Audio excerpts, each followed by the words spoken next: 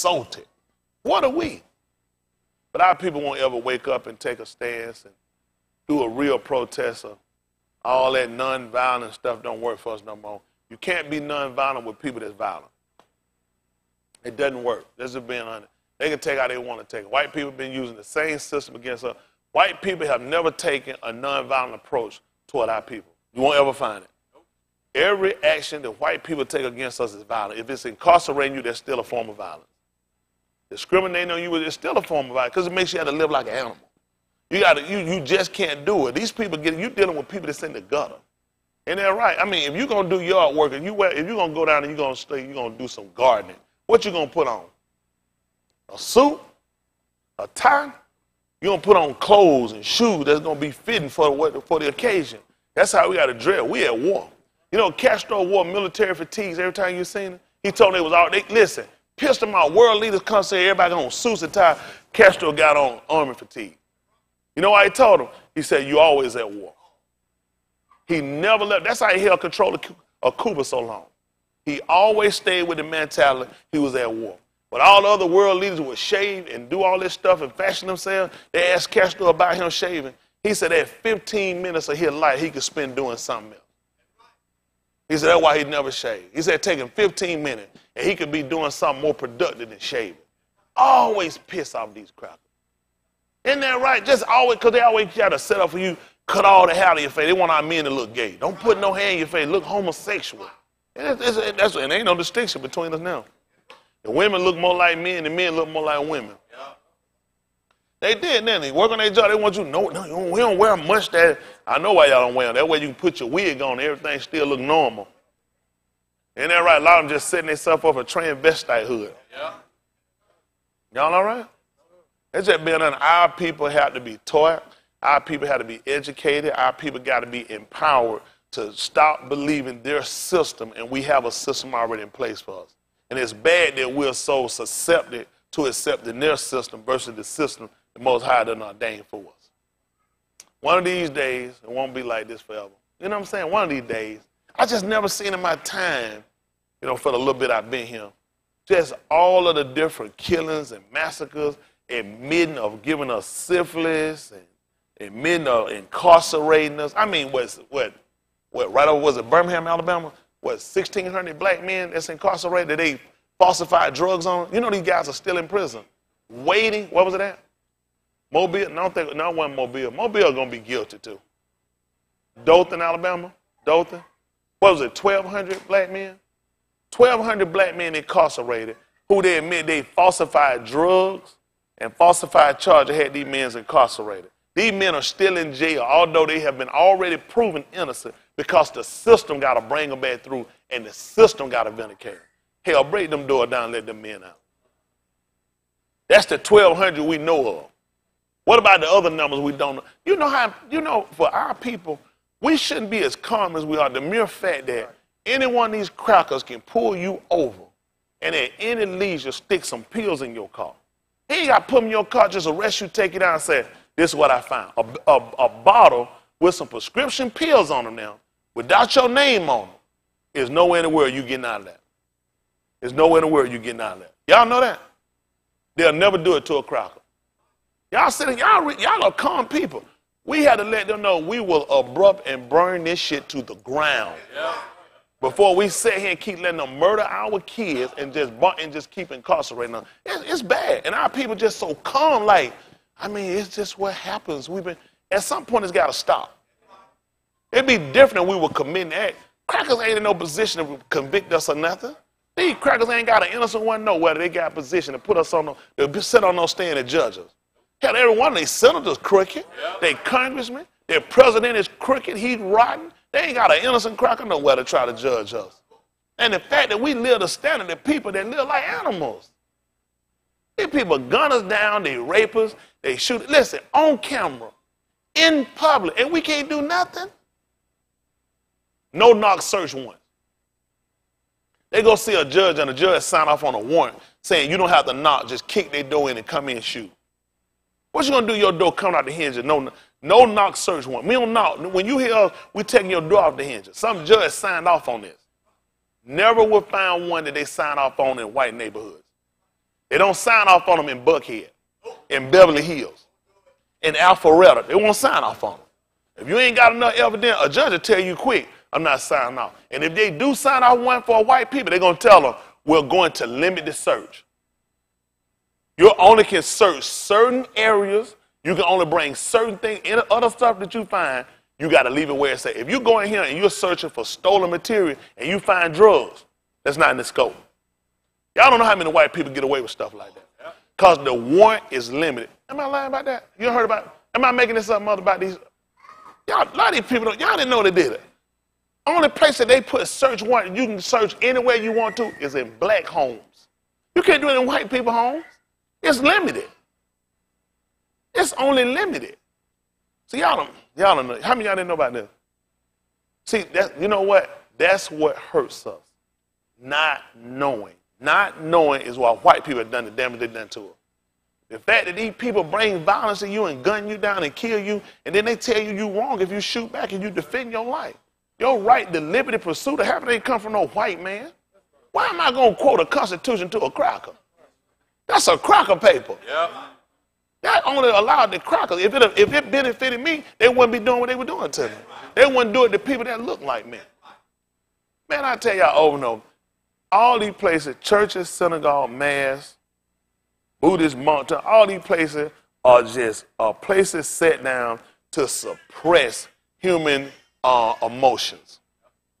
It do. It teaches you to conform to government. They're always going to call something anti or whatever that teaches you to become a free thinker. White people don't wait on no paper and nothing else to tell them to do nothing. When white people want something, damn it. White people ain't waiting on no paper to march. When white people decide they're going to march, they just had a march all 50 states. Go see when they got permits in all 50 states to march. When white people want to march, white people march. They know no paper don't control them. We the only people sitting around let paper control us. And look at where you at today. Look at what you make. Look at where you live. Look at the people you associate, where they live, and look at what they make. And you'll see why you're in the condition you're in. White people are judge, jury, and prosecutor. You are the criminal. You're always going to be the criminal. I was just telling somebody today got a job they're looking to get. Pretty good job if I was looking for a job. One word for me, I'll steal. I got to steal. You know what I'm saying? I'm not going to work with these crowds that ain't going to steal. They stole from me, I'm going to steal too. They get me in their house, they say, Mr. Smith, we hired you, you're like an honest guy. Good, I'm going to steal.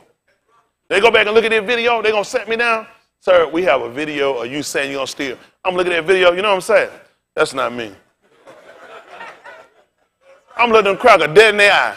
I dare you question my integrity. I dare you question me. That's not me. And this is me talking. And I'm be looking at that video and say, no, that's me right there. Saying that ain't me. And I'm saying, again, I don't know how many times I got to tell you that. That is not me. Oh, that's me. Isn't that right? And I say that, you know, I'm just pissed off with the whole thing. Because, you know what, unlike y'all, I don't know, I just can't be like y'all where it don't matter to me when I see a man shot down, a black man shot down, a black woman beat up and thrown in prison. That bothers me because I'm married to a black woman. I got kids. I got grandkids. I got a mother. Kathy Johnson was a grandmother. Well, I'm sorry, she wasn't a grandmother. I don't think she had no kids. She was an aunt. She was an aunt. I don't think she had no kids. 98 years old in her bed, and them crackers and niggas came riddling her house. Listen, can you imagine that? You hearing your burglar bar being ripped off your house. Police coming through your door, shooting. They done spent 100 rounds in your house. 98 years old, and they planted a gun on them. And said, listen, when they realized what they did, they took a gun and shot themselves in the leg and said she did it. When they showed the picture on the news, they showed a picture of her where the niece of the young guy, you know how you get over, put their hat on and turned it to the side on her head like this and said she was a drug dealer. All I'm trying to figure out, 98 years old slinging dope? Because you know how people, y'all ever never before, what grandkids or something, they'll come put this on, they'll put a young head, they put and turn it sideways. How they come up with that picture? See, they just show you, they can give you something, psychosis, then show you an image and you'll buy it. Because white people told it to you. And they ain't want to admit, they say, Finally, it came out that them bastards had been doing that. They were coming in Vine City. These neighborhoods now, these homes going for what now? 300, 400 grand. They were getting these old people out of here, 70-something years old. They had just did it to another place. So what they had the people so scared, the people were moving. These crackers were making niggas move out of their house, scared for their life, and the whole time the police were breaking in on them. They were going getting a judge to sign off on no-knock search warrant. For a 98-year-old drug dealer, he should have been thinking, damn, 98 years old? Long as she been around, man, let her keep slanging. She probably hustling because her Social Security ain't coming. 98 she's selling, though. Come on, man. They questionable. 98? And we're going to do no-knock. What's she going to do, run? She's 98. Her fastest jog one time going to be held right out of Turtle. She's 98. And you need a no-knock search warrant and guns, and you got to start reeling off shots. They massacred this. 100 rounds to a 98-year-old woman. There should be no arrest in Atlanta. They should pay for her. They should not, it ain't a check they should be able to write. That should be their asses. That could be your mama, your aunt. That could be your wife. You know, that's how I feel about it. I don't know. I guess it don't matter when you don't care. You know, when you look at it, it's only you, and the only person you got to worry about is you until somebody takes your life or somebody you love life, and then you'll realize how important it is that we have to take a stand to say enough is enough. When these crackers got the energy and time to go out here and defend people that they saying illegal, they say illegals, and they're willing to put themselves online. They say, listen, if you see police come and they getting ready to grab one of them, you jump in the way, you and 10 more of them and say, no, you're not taking one. Not me, they come and say, hey, man, I'm Mexican right over there. Yep. That's what you looking for. They ain't my fight. Let me tell you something. No Mexican gonna come defend you. Now, you can be stupid you want to and keep jumping out here for everybody else. The first person you need to learn how to defend is yourself. Yep. The first care you need to have, ain't no other race coming out for you. The first person you need to stand up for is yourself first. When you don't stand up for yourself, I don't know how you got the energy to run here and help somebody else. Why would you be running to jump in front of somebody that they're saying is illegal? When you sitting here legal and nobody jumping in the way for you. If anything, you should be pissed. You should be insulted. I guess our people don't know about that, though. That it happened to you so long, you get victimized. I guess it ain't even important no more, huh? Just keep living like a scab or a crab. Keep waiting on white people to give you something, or wait on white people, crackers, to invent a program for you. We don't need nothing being invented for white people. Don't did enough inventing. When they come down to stuff for you, they ain't inventing nothing of no use. When they come down to inventing something for you, like victimizing you, raping you, murdering you, creating prisons. Hell, they done enough of that. When they ever came up with a system that's ever helped you, welfare was the worst program they ever bought us. Welfare broke up homes. In order for you to get welfare, there can only be one parent in the home. You have to make pennies in order for you to get welfare, and where they'll force you into a job where you have to lie and you have to work off the books. And you'll do that long enough that you'll get old enough that when you get to the age of retirement, you won't have nothing, and they'll wipe you out. Don't ever believe. Whenever white people come to give you something, no, I won't take it. They got to, hey, sir, you want something? No, if I did, I'd get it myself. You sure you don't want that? If I did, I wouldn't tell you anyway. I'm like you, I wouldn't tell you anyway. Learn how to make your own way. Stop waiting on people to do something. Ain't white man excuse. It ain't his responsibility to do nothing for me. My people, the bad part we got, we keep thinking white people don't owe us nothing. First person, we owe ourselves. We owe ourselves the plan of salvation. We owe ourselves dignity, self-respect. We owe ourselves to go out here and do a step. We're already industrious people. Hell, the energy you spend to con and lie and cheat, you can put that into something being more resourceful versus being like your oppressor. But they don't want to think about that, though. My people keep looking for a job. I tell you, a job is good for somebody ain't got no mind, ain't got no plan of doing nothing. You know, as animals, they're actually, you know, wild dogs. You know why they call them wild dogs? Because they fend and they defend for themselves. They only call them wild. They're still a dog. Why they got to be called wild? They're still a dog. There's a difference between, you know why anything that don't sit under control of them is wild. Right. No, that's anything wild. The dog doing what it's supposed to do. That dog, listen, they hunt in packs. They hunt in packs. They're strategic.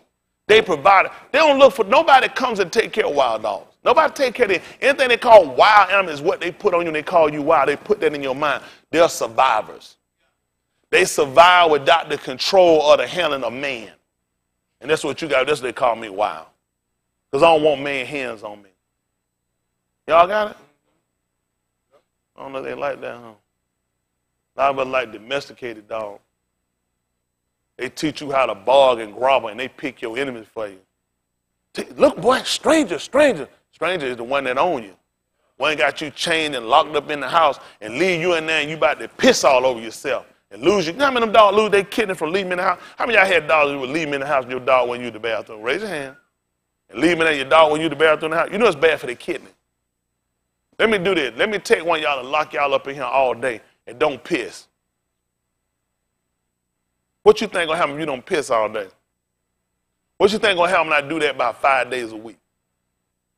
What you think gonna happen if you sit in here all day and you don't defecate and you wait till I come home and open my door for you run there and defecate before you piss? How many of y'all can stay all day and don't piss? But you'll do it to a dog. Beautiful. So it really ain't bad what white people do to us then. So they teach you to do it to animals because they feel like you're an animal. I said, take that collar, let the animal go, let him go free. Let him be a survivor. Don't take away his instinct. Why you keep thinking everything can't survive unless your hand on it? You can make it if white people took their hands off you. That's what white people feel like part of your existence is because they're controlling you, they're helping you.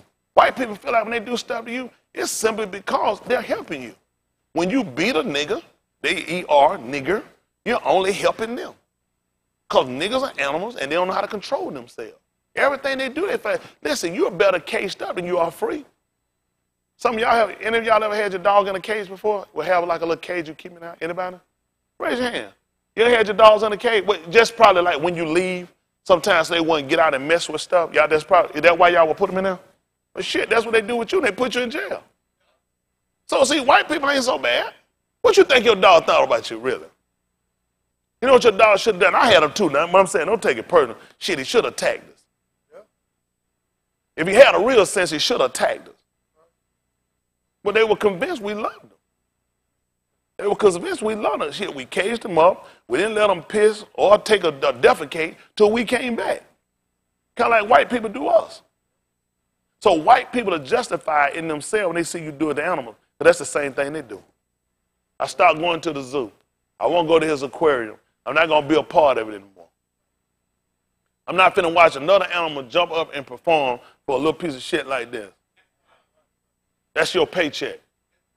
You know how big a killer whale is? Somebody find me the weight of a killer whale. Killer whale. Beluga whale. Give me the weight. I'm betting on what, 10 tons? Give me one. Give me one. And then give me the weight of a shark. Was it a shark whale? Whale sharks. Give me the weight of them right quick. I just need to know the weight. Killer whale, give me the weight. How much? 12. What did I say? About 10? 8 and 12 tons. That's what it's saying. Tons, 1,000 pounds. Huh? Pounds. So 8, going to be 4 tons. Take 2,000 pounds to make a ton. So you're looking at about 4 tons. You didn't know? Did you know that? She didn't know that. She thought 8,000 pounds was 8,000. It's going every 2 tons to make a pound, 2,000 pounds to make a ton. So looking about 4-ton animal. Give me what they eat a day. Give me what they eat. Give me the what the whale shark should be. What is he about? 30-something feet? How many?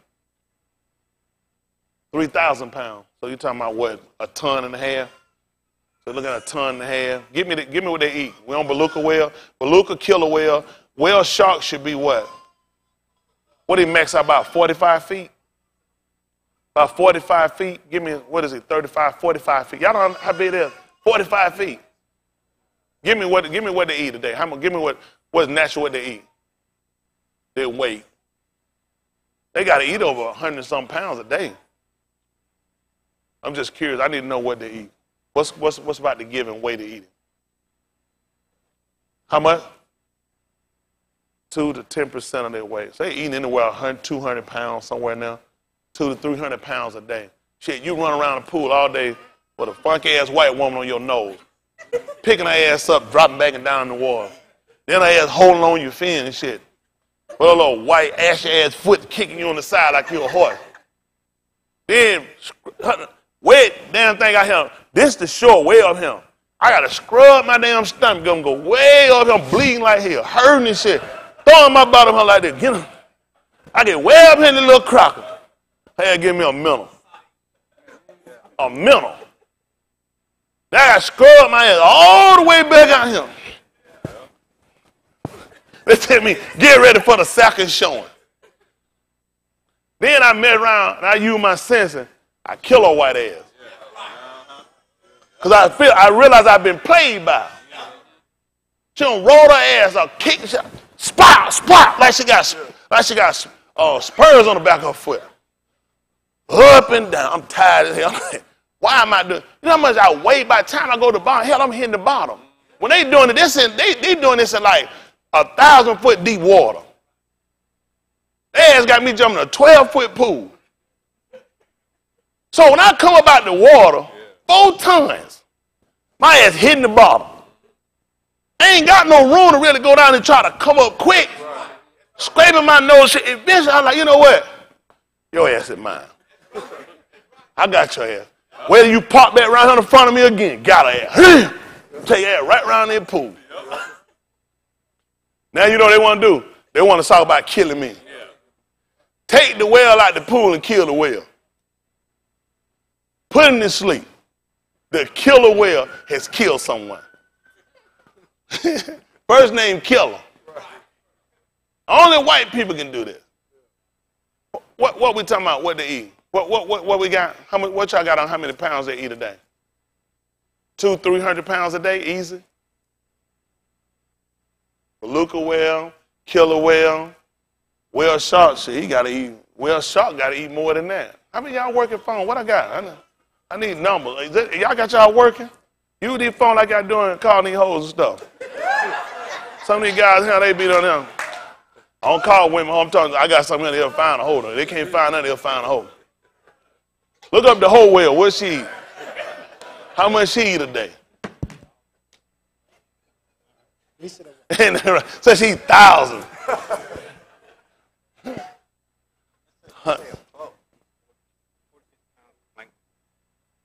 That's a baby. A pup eat 46 pounds. It's almost like a lion eating right there. So what y'all find on the bed? I'm figuring about 200 to 300 pounds a day. They won't ever feed them till they full. And that's the same thing they try to do to us. These people try to get us from free thinking. And whenever we become upset with our situation, just like one of the animals, like when they go to the zoo, old McKay held a lion, kill them, whatever, and then the first thing we where did the lion kill the lion? Tell me the lion that should have been out in the wild, where is this that? Why white people always go and put themselves in situations, then next thing know their ass get killed for playing on something they shouldn't do. They already know the thing is a killer. What do you expect? And I'm not going to be mad with the animal. You put him in a situation he's not comfortable with. He finally realized the person that holding him captive.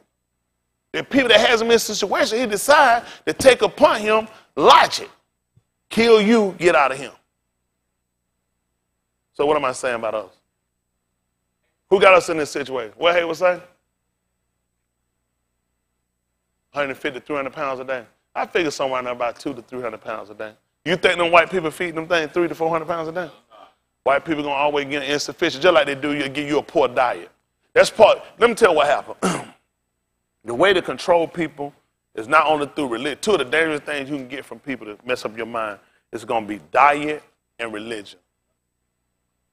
That's okay. Let me tell you what America has become more of. Who know what the word I'm gonna say? No.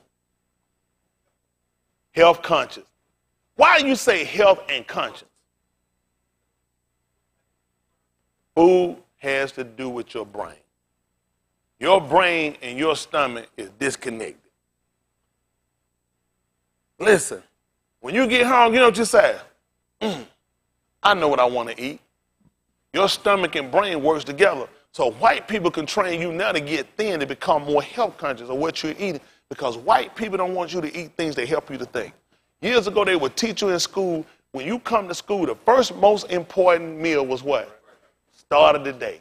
Now they got you going, hell, you skip breakfast. You know what you take breakfast? Coffee.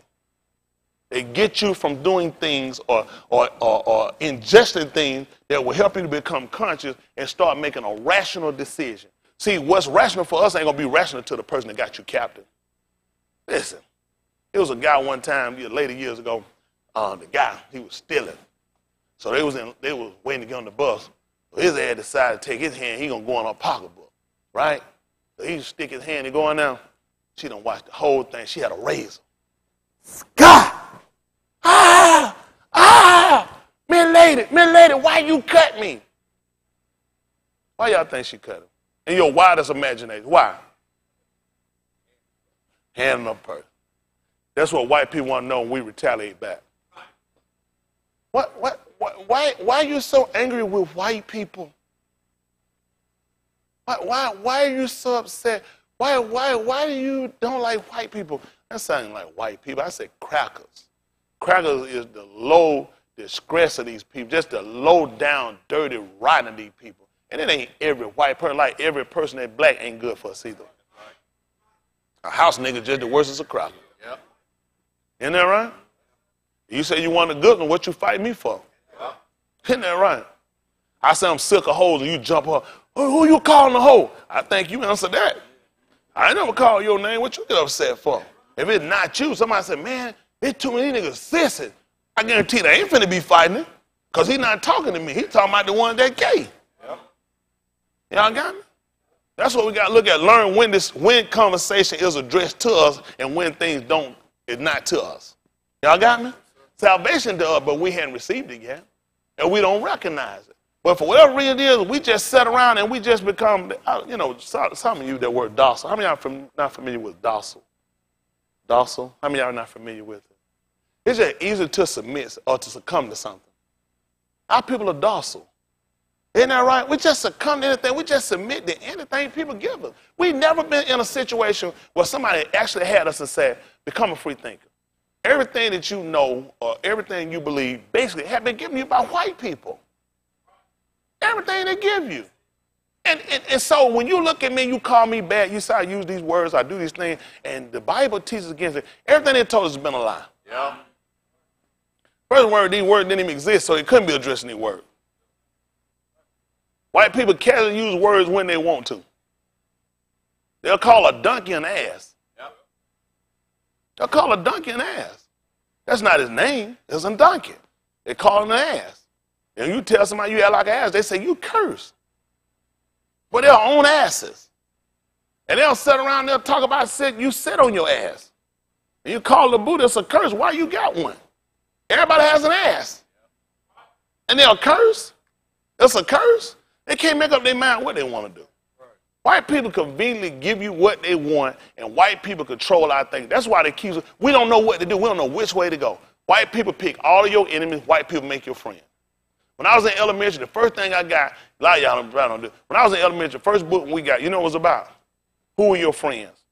You know who they had it on? The police and the firemen.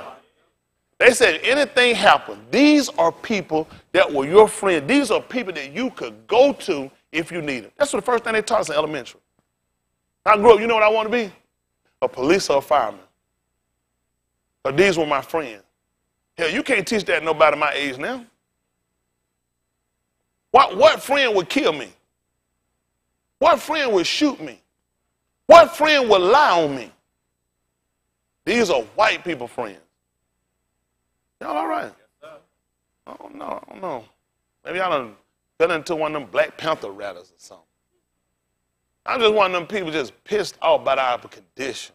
You know what, no matter how much money you got and where you stay and what you drive, hell, it still don't stop these people from pulling you. You know when you say, you know what, you don't want to ride no raggedy car because they'll consider them pull you over because they'll pull over a car raggedy. Hell, it don't matter what kind of car you got, they'll pull you over. You say, you know what, I don't want to live in one of them bad neighborhoods. I remember the thing, if you moved out of bad neighborhood, got a good neighborhood, you were less subject to be stopped. You still profile and stop by. You thought if you had a good job, you thought if you had a college degree, all these things would save you, and they came back to burn us. White people pushed us to all these things that we thought were elites, and then they came back to hurt us. Rightfully so. White government is for white people. Y'all all right? I guess I'm going to roll the board out here and talk to y'all. Don't know what to do. When y'all get older, y'all think back on what the old man told y'all. If it don't get no better by our generation, y'all going to be in trouble. The young people, y'all ain't going to stand no chance out here. White people ain't going to get no better. Trump is for one race of people. Make America great. Code word, save white people. Yep. Way white people feel like they save is less black people. That's by death or incarceration. That's by disease. Y'all hear me? We don't have anybody telling us make our people great again. You don't have any songs they make anymore talking about your greatness or your color or your creations or your invention. You don't have anybody saying the rappers just run you down now. All your songs about smoking weed, getting high, and having sex. Riding around the block. And what other rapper ain't shit? Pretty much that's all nobody's speaking in your intelligence anymore. Everybody talking you down, making a fool out you. Everybody sign off on your homosexuality. It's bad. The people that come on, nobody's speaking to your intelligence anymore. Nobody challenging you to think about your situation and change yourself. Ain't nobody job to change myself. It's my job. Hell, I wasn't wasting no shoes walking no White House. There's no crowd to do nothing for me. It's the White House. What are you going to care about my black house? Man, told me what color the house is. What I'm going to the White House trying to get him to fix the black house for? I'm a black man. I'll fix the black house. That's what we need. The black man has to take his rightful place and fix his home. Farrakhan is a government agent. It'll all come out later. Hell, who else will get 1 million black men to go to New York, go to Washington, D.C., and don't do shit? And have them picking up paper before they leave. So they can show white people they don't litter. Hell, every black man should have had 2 pieces of paper and dropped it. Cost the city money. What the hell gonna take 1 million black men go to Washington, D.C., and y'all just sit on y'all ass and talk? Hell, if I brought 100, they'll stop me. I can make 100 black men do more hell than 1 million gonna do a Muslim. They ain't gonna do nothing like the lady told me on the mountain. All they gonna do is talk. He gonna work for it. Nowhere in the world, no man supposed to be no Muslim. No black man that run white people down. They gonna let him come to Washington, D.C., the nation capital, cameras everywhere, and let y'all ass sit up for no weekend. And no feds ain't stopped y'all and shut you down. Unless you're an agent. Unless you're an agent. Hell, they got the other one, they got wraps on their head. They stopping their head, they frisking them. Get that wrap off your head. Go tell them a million of them from Iraq or want them to come on here and see what happened. Ain't no way in the hell they gonna let no million come up there. They ain't gonna let 100 of them go there. They'll shut the airports down. And they let 1 million y'all ass come roll up in here mud with bow ties, selling fruit and bean pies to their nation capital. They'll stand under Abraham Lincoln nuts.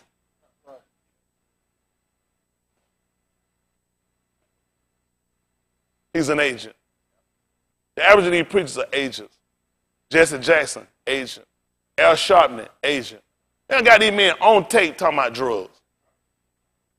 On tape talking about transacting drugs. No charge filed.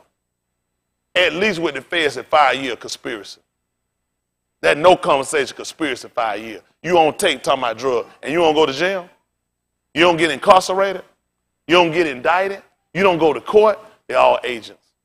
Because they teach our people how to be passive. They talk a good talk, but they ain't going to never talk our people going to doing that. Our people can't keep talking to white people. White people ain't talking. White people are proactive. If we're going to stop what white people doing to us, we have to become proactive. Y'all all right? I know what you're afraid of. They can kill us. Hell, why are we talking? Because they're killing us. It'd be different than white people talking. I said, let's talk too. Hell, white people ain't just throwing rocks. White people hitting people. You know, they said years ago, if you throw a rock in a crowd, whatever dog get hit gonna holler. Hell, they hitting all the dogs. White people ain't throwing no one rock. All the dogs done got hit. Now, at some point, the dogs ought to start thinking they need to turn around and attack the rock throwers. You don't think about that. Don't worry about it. Don't worry about it. All right, we're going to get ready to move on. Y'all don't want to talk about nothing. Y'all don't want to do nothing.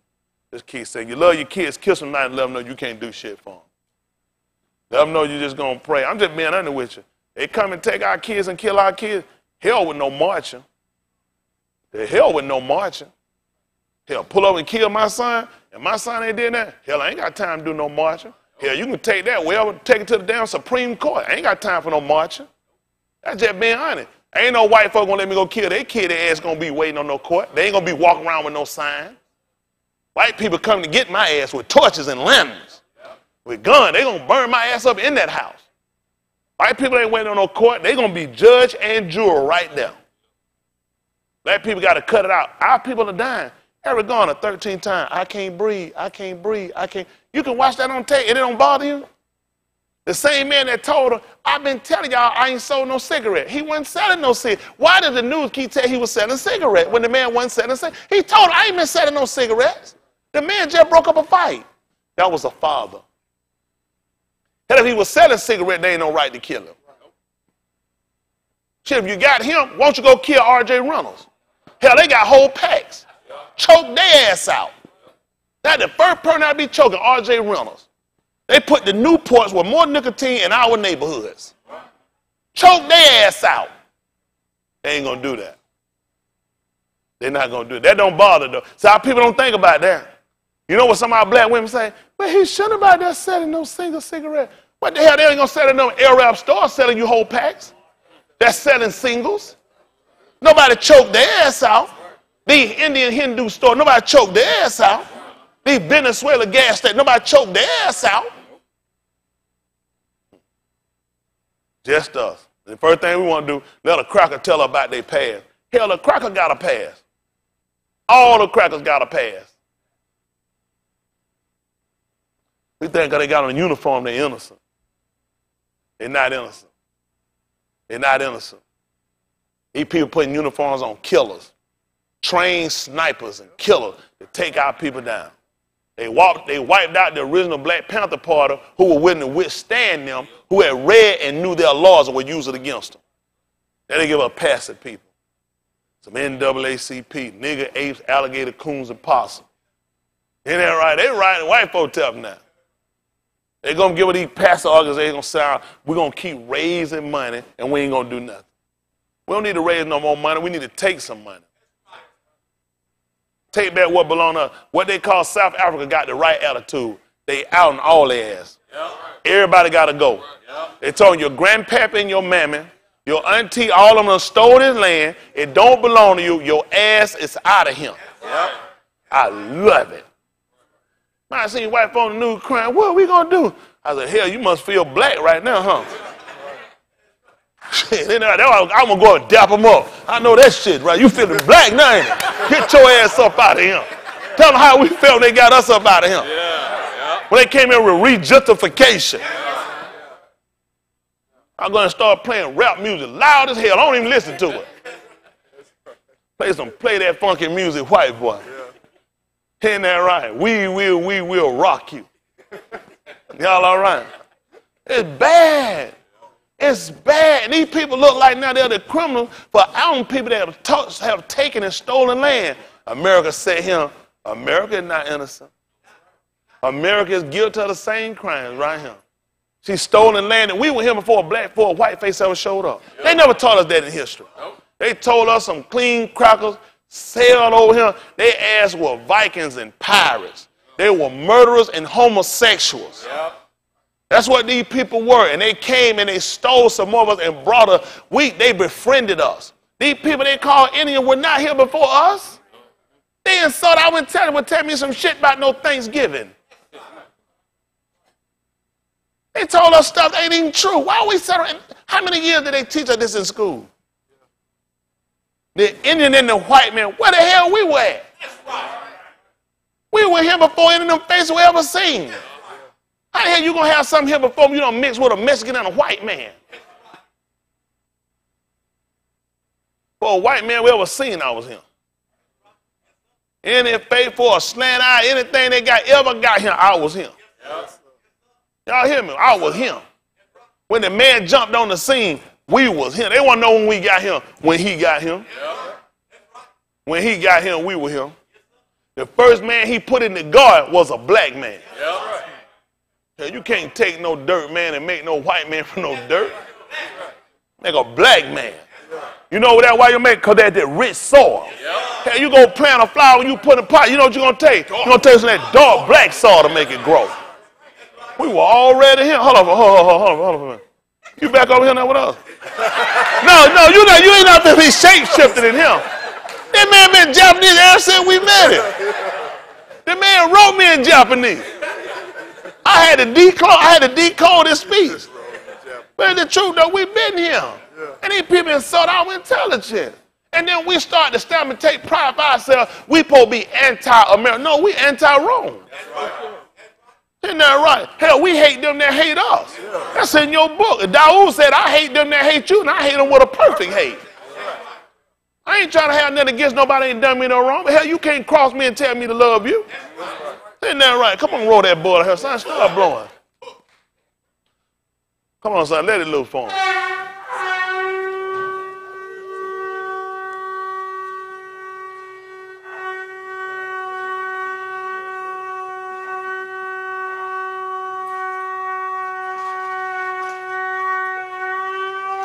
That's what I'm talking about.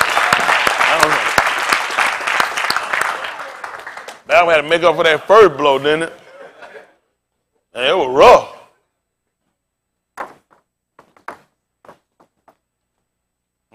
That remind me of that crackhead. I paid that joker $20. I gave him a $20 rock to tell me about Vietnam. He had been over there. His brother wouldn't tell me about it. He said he don't talk about it. He said, Hen, he called me Hen. He said, Hank, Hen, he called me Hen and Hank. He said, I don't talk about that. He said he got shot down 2 times. He said, I don't talk about Vietnam, nobody. I don't even talk about it. No discussion. His brother said, you don't know about Vietnam? I said, yeah. He said, I'll tell you about it. I gave that joker $20 rock. That thing was fat, too. That thing all out the bed like that. I gave that joker that rock. I sat down and I looked.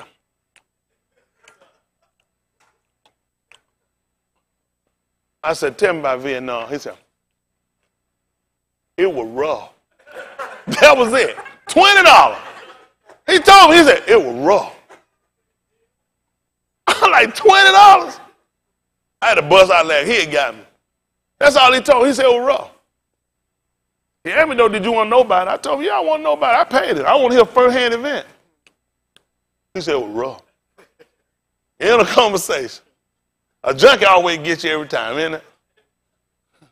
All right, yeah, look at the book. Romans chapter 15. Thank you, kind son. Romans chapter 15, verse 4. I tell y'all, I tried to be nice. I tried to be easygoing. I just be honest with you. These people don't make it easy.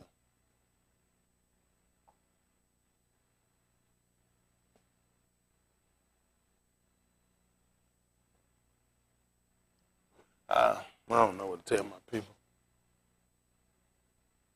I only look wrong once again is because of that's the teacher, the psychosis that they give us.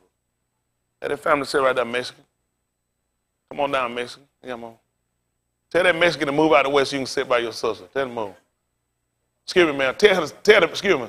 Tell him, say Mexican, get out the way. Tell that Mexican, get out the way. He'll be all right. Y'all all right. Appreciate you there. Tell you remember him when Cinco de Mayo come back up. Who else can insult people like that? I love everybody. If you want the good one, shut up. Ain't that right? Ain't nobody got no business fighting me. If you say you're doing what you're supposed to do, what you fighting me for? I'm just coming on to tell our people the truth. People don't want to hear it, but it's right. This is Romans chapter 15 and verse 4. Listen to the book. For whatsoever things were written aforetime. Hear that? For whatsoever things are written before time.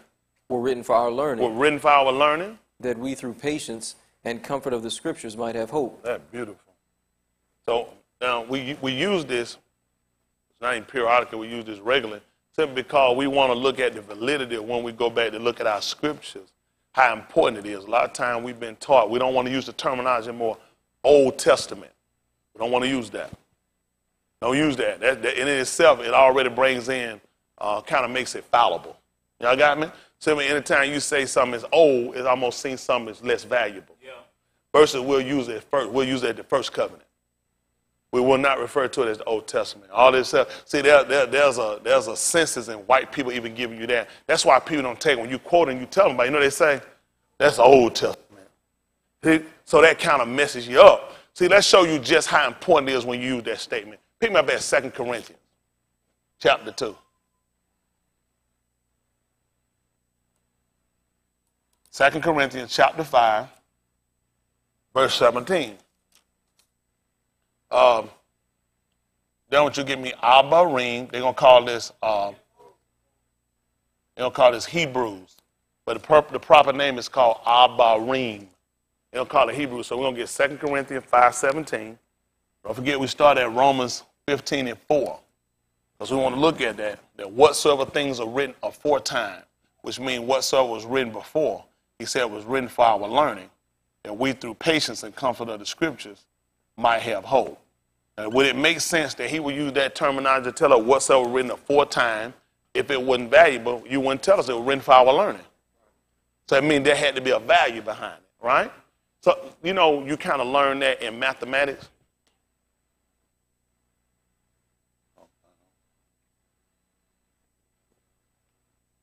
Thousands, I got to write out because I wrote it like that, hundreds, tens, and ones.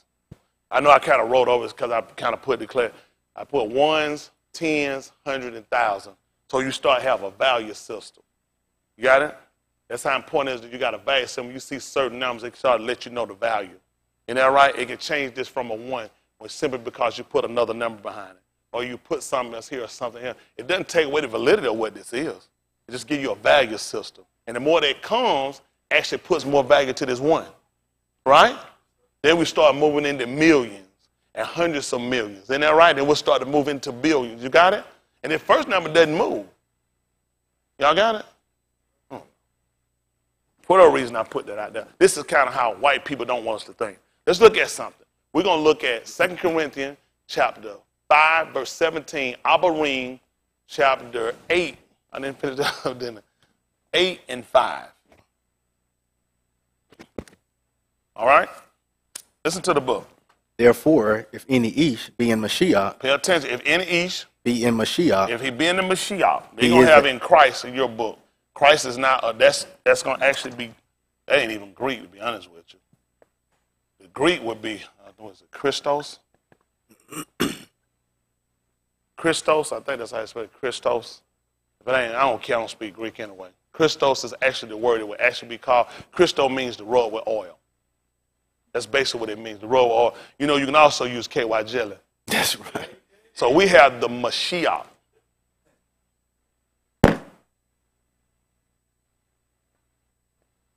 Mashiach. That's the anointed one. Y'all got it?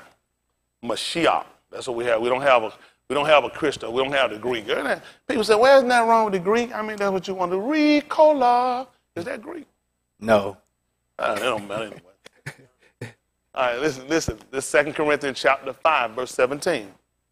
All right? Now, this is what he tells you. If any Ish, which is the Abari word for man, is Ish, be in the Mashiach. He is a new creature. This is what he said. He is a new creature. He is a new creature. He is a new creature. Tell him what happened. Old things are passed away. Tell him what happened. Behold, all things are become new. And see what he told you? Now, you got to pay attention to what he just told you. Now, if any Ish be in the Mashiach, he is a new creature. Don't forget what happened. What happened? Old things have done what? Passed what away. happened? Behold. All things have become new. So now I got a book that's got the Old and the New Testament. So now when you start to quote and tell me something that the Old Testament say, what you think going through my Christian mind? Pass away. Pass away. See that? See how they trip you up? See how they trip you up? Now your book, look at your book. Your book says Old and New Testament. So which one going to have more validity? The new, because you're a new creature. Now, let's look at Abarim chapter 8. At verse 5, they're going to call Hebrews Abarim. There's no such thing as Hebrews. Only truth in the Hebrew is somebody made some beer and that's the person that did it. They say, who did it? You say, he brewed it. That's a Hebrew. That's right. You got it? Y'all ready? Now, if it's a woman, it's she brew. Y'all like that? So now you got a Hebrew and a she brew. You think about that thing? Don't do it, Zach.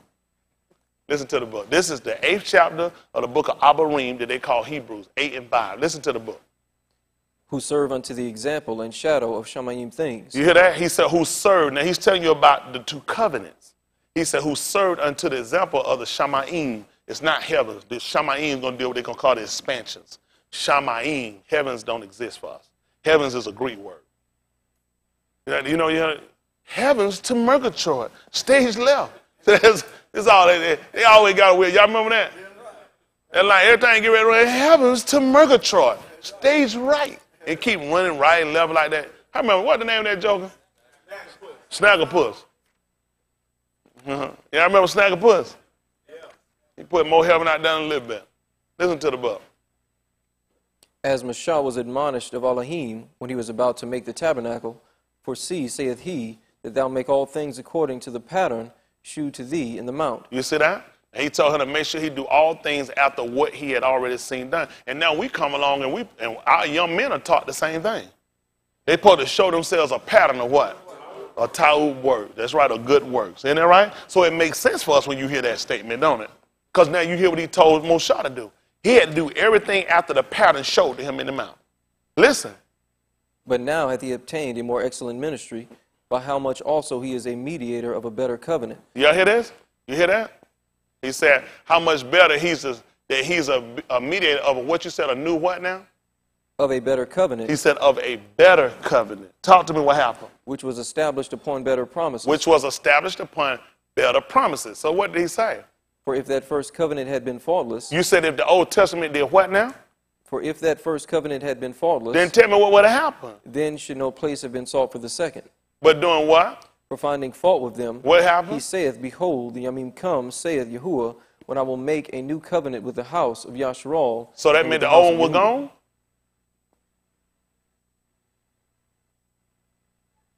Huh? He never told you got rid of the first one. He never told you that. He didn't use the statement here, old and new. He told you he made one better. He didn't tell you he got rid of the first one. We know that Yahushua's a better covenant, but you're still in the first one. You're in the flesh. See, a lot of things that people try to program our minds, that's just how much trickery white people use in their writing. Something that you wouldn't catch, you wouldn't think nothing about, old and new. He knew exactly what he's doing. He knew exactly what he's doing. See, in doing that, he's trying to take away the validity of what they call the Old Testament. That's the first covenant. And he told you that it served unto the example. So when they make tests, you ever took a test and they have an example on the front of it? So when you take the test, they get rid of the example. I'm going to get rid of what they call the Old Testament. He told me it was an example. I wouldn't know how to take this test and pass it correctly if it wasn't for the old one. Wouldn't make sense he'd have got rid of it. Y'all all right? There's a lot of things these people try to induce us with. That's what they do. They induce us with a lot of doctrine. Isn't that right? And a lot of stuff that spew from these preachers' mouth is more harmful and detrimental than anything. Anytime somebody teach you become a free thinker and then go back and look at the people that wrote it, the people that gave you this information, who got you believing and serving the way you serving? See, white people are crafty when they do something. It's all when they teach you how to say it and how to become comfortable with anything. Don't question. But you should. There's a lot of things missing. Yeah. There's a lot of things that don't make sense. And they couldn't properly explain it. They just said, whenever you don't know something, you don't understand, you know what you do? Pray, son. So if I don't know who I'm talking to, I don't know what I'm believing, exactly what I'm going to pray about. According to the book in the 8th chapter of the book of Romans, he told me that the Ruach had to make intercession for me. He said, I don't know what to pray for as I ought to. So what would I be praying for? Let's see what happened in the book of Yehukanan. They're going to call it John. It's Yehukanan. It means that Yahuwah is gracious. Chapter 6, verse 44. People think I just be up here talking because I can't teach. And anybody that do it is your mama. I can talk about your mama. I'm just a person concerned about her for the fact that we've been programmed into believing. We've been programmed into a servitude that doesn't actually line up with the teachings. There's a lot of things they didn't give us, and there's a lot of validity missing. We hadn't really believed him for full assurance. They leave a lot of doubt for it. They left a lot of little imperfections for it that keep us from becoming perfected. And our goal is to perfect this way. Y'all got it? But we got to first look at it's a condition. People typically at the hospital that sign in and register, fill out paperwork have already agreed there's a condition. They've also have a consensus that that place can help them. We don't have that same consensus. I'm here, but I can help myself. And you, sir, you, ma'am, are an idiot. On my last visit to the doctor's office, I'm in the hospital, I went, they had to admit me. First time I ever been admitted. I said, I ain't never been admitted. I kept trying to tell, I said, I ain't never been admitted before. I was telling the doctor, I said, listen. I said, usually I had this under control. I was going, and she just looked at me talk. She said, if you had it under control, she said, you wouldn't be here. I was like myself, I'm finna wear this hellfire. She don't know who she talking to. That light said, bing. I said, I got you. She said, I'm just saying. She said, if you had it under control, because I kept trying to talk to her, tell her, I know what I got to do. I know. And then I was talking. She said, if you knew what you were supposed to do, you wouldn't be here. And I felt like such a fool. I was like, goodness, how do I know what to do when I'm wound up here? That's right. That's right. That's right. That's what white people do. White people want us to believe, and I said I'm talking about the system. Please don't think I'm individualizing every white person. I'm generalizing a system. I'm talking about a general system that got us and we the privates. You know, general pretty much run over stuff anyway. You just a private. You ain't got no say so. You just soldier follow orders. That's what we got to get from under. We got to take our proper place. That's right. But we can't do that without the proper information. So you got to know what you're fighting for and why is it you oppose. So a lot of times people say, you know, I just oppose them because I just like to oppose stuff. You can, sir, ma'am, be an idiot. When you oppose something, you don't know why you oppose it, right? Okay. Let's look at this 6 and 44. This is the book of Yehukanan that they call John. That's not his name. A John is a person that buys prostitutes. You heard they say he's a John. Then they gave you a book and put John through it, so they name his kid John, you'll look at him differently. That means he buys prostitutes. Somebody know your daddy, your uncle, granddad named John. Don't get mad at me, just tell him to stop buying. That's right. Tell him to use credit. That's right. Isn't that right? If granddad want to change the way it lives, tell him to use credit. That's right. Listen to the book. No ish can come to me. No ish. No man can come to me. Except the Abba, which have sent me, draw him. And what you going to do? And I will raise him up at the last June. Why would he tell you this? That's right. So that's how important it is when you're reading and you're hearing the law that you got to understand what he's saying. Because your law gave you some things that he can let you know whether it's his statement or not. He said, I declare the end at the beginning. He said, when I make a statement, I told you the end at the beginning. That's right.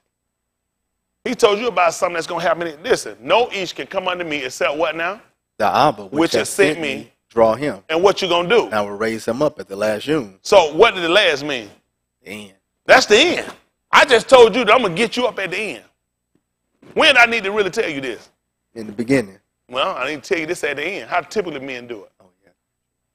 Every ish. Let's pick up at the second chapter. Let's see what happens. Well, Well, I don't know how to do that. Some kind of way I put it out. Yehukanan chapter 2. They call John.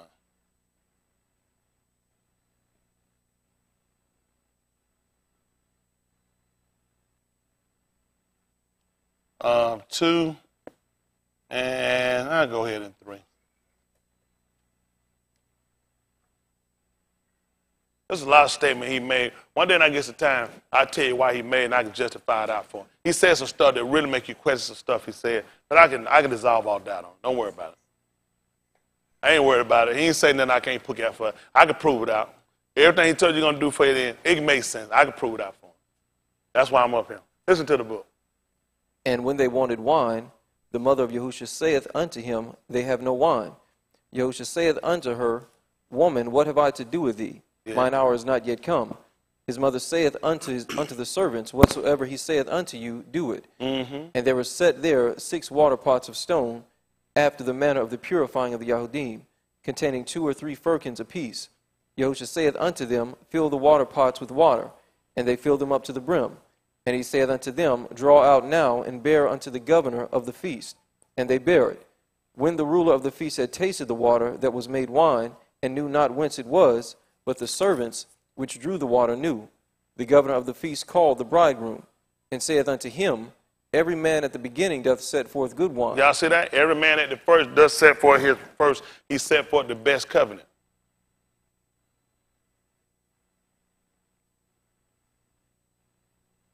Tell him what happened. And when men have well drunk, what happened? Then that which is worse. You see what happened? The first covenant he got, he waited everybody got enough of it. Then you bring out the worst. But tell him what he did. But thou hast kept the good wine until now. That's what he did with Yahushua. He saved the good wine for last. That's why I told you the first covenant had been fallen. He wouldn't have had no need for the second one. But he found fault with the first one. People had got drunk with the first one. So he saved the best for last. Yeah, don't worry about it. At that point, it wasn't but 2 pots. They brought out, they even recognized that this one was better than the first one. Did they get rid of the first one? Just gave him the second one. That old and new theory that people try to use to get you out of things, the thing that he wants you to get rid of, when he told you about it, each being in the Mashiach, he is a new, old. That's when you got to destroy something. That's when you got to destroy something. That's when you got to get rid of something. You need to get rid of the old you, the old conversation, the old ways, the old way of thinking, the old ideas, everything that puts you in violation with your Creator. That's something that we don't sit around. A lot of times we worry about, like they got these new fines out now. They catch you with a cell phone at $50 and 1 point first fine. After that increase, you know what people try to make sure? I'm trying to be conscious of making sure I don't have my phone in my hand. They don't, not only don't want your hand, they don't want it in your lap. They can't be in your lap because people are good for setting phones in their lap. And they driving, they doing this. They texting in their lap, they doing. So they don't want them in your lap, they can't be in your hand. That's a new law now. So what people trying to do is people trying to make sure they don't violate that law. They're trying to be conscious. So some people have went and bought these stands that you put on your dashboard and you can put your phone on to make sure they don't get into violation. Try to make sure they don't offend and don't break the law. You're going to break it. Yahuwah determined for you to break it. You broke his laws. You're a creature, listen, you're a creature of habit. You're known for breaking laws. Laws were made to be broken. That's how they're going to get money. They weren't stupid when they made that law. They know man going to break it. That's why they start setting up penalty for it. They know they're going to break them, so they made the first one light. Then it increase after that. Y'all all right? Yes, sir. It sound familiar? Where it sound familiar from? That's it. The 9th chapter of the book of Yeshayahu they call Isaiah. Yeshayahu. I got to work on this side of the board too.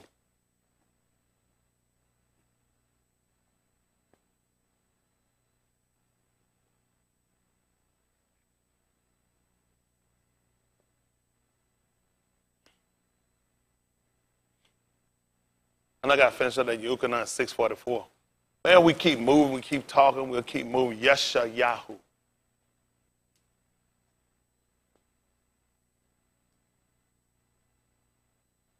Yasha will be a deliverer.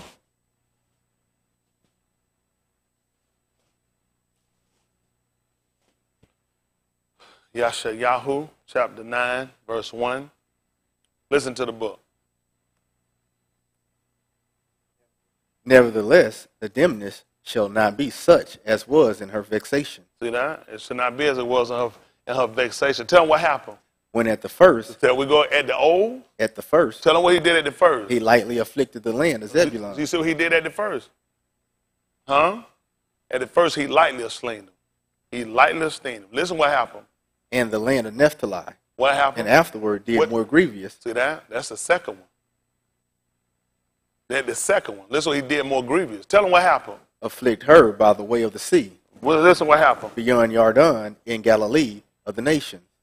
The arm that walked in darkness. Done what? Have seen a great hour. You see that? The one that walked in darkness, they seen a great hour, which is a great light. And listen what happened. They that dwell in the land of the shadow of death. What happened? Upon them hath our shine. See that? Light done shined upon them. You see what happened with the new covenant? The new, what we say, Barith, the new covenant.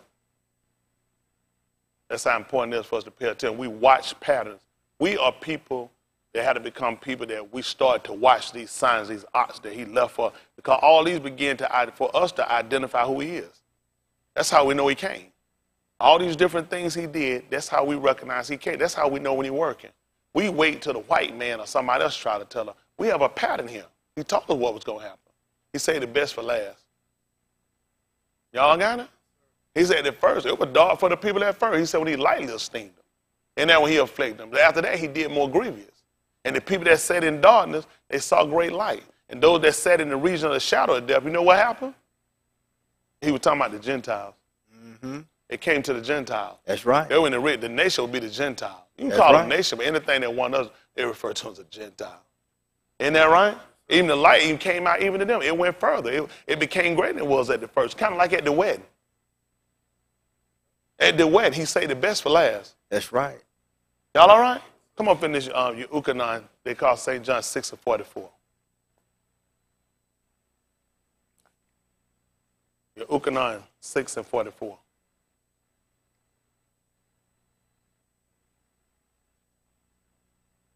Listen to the book.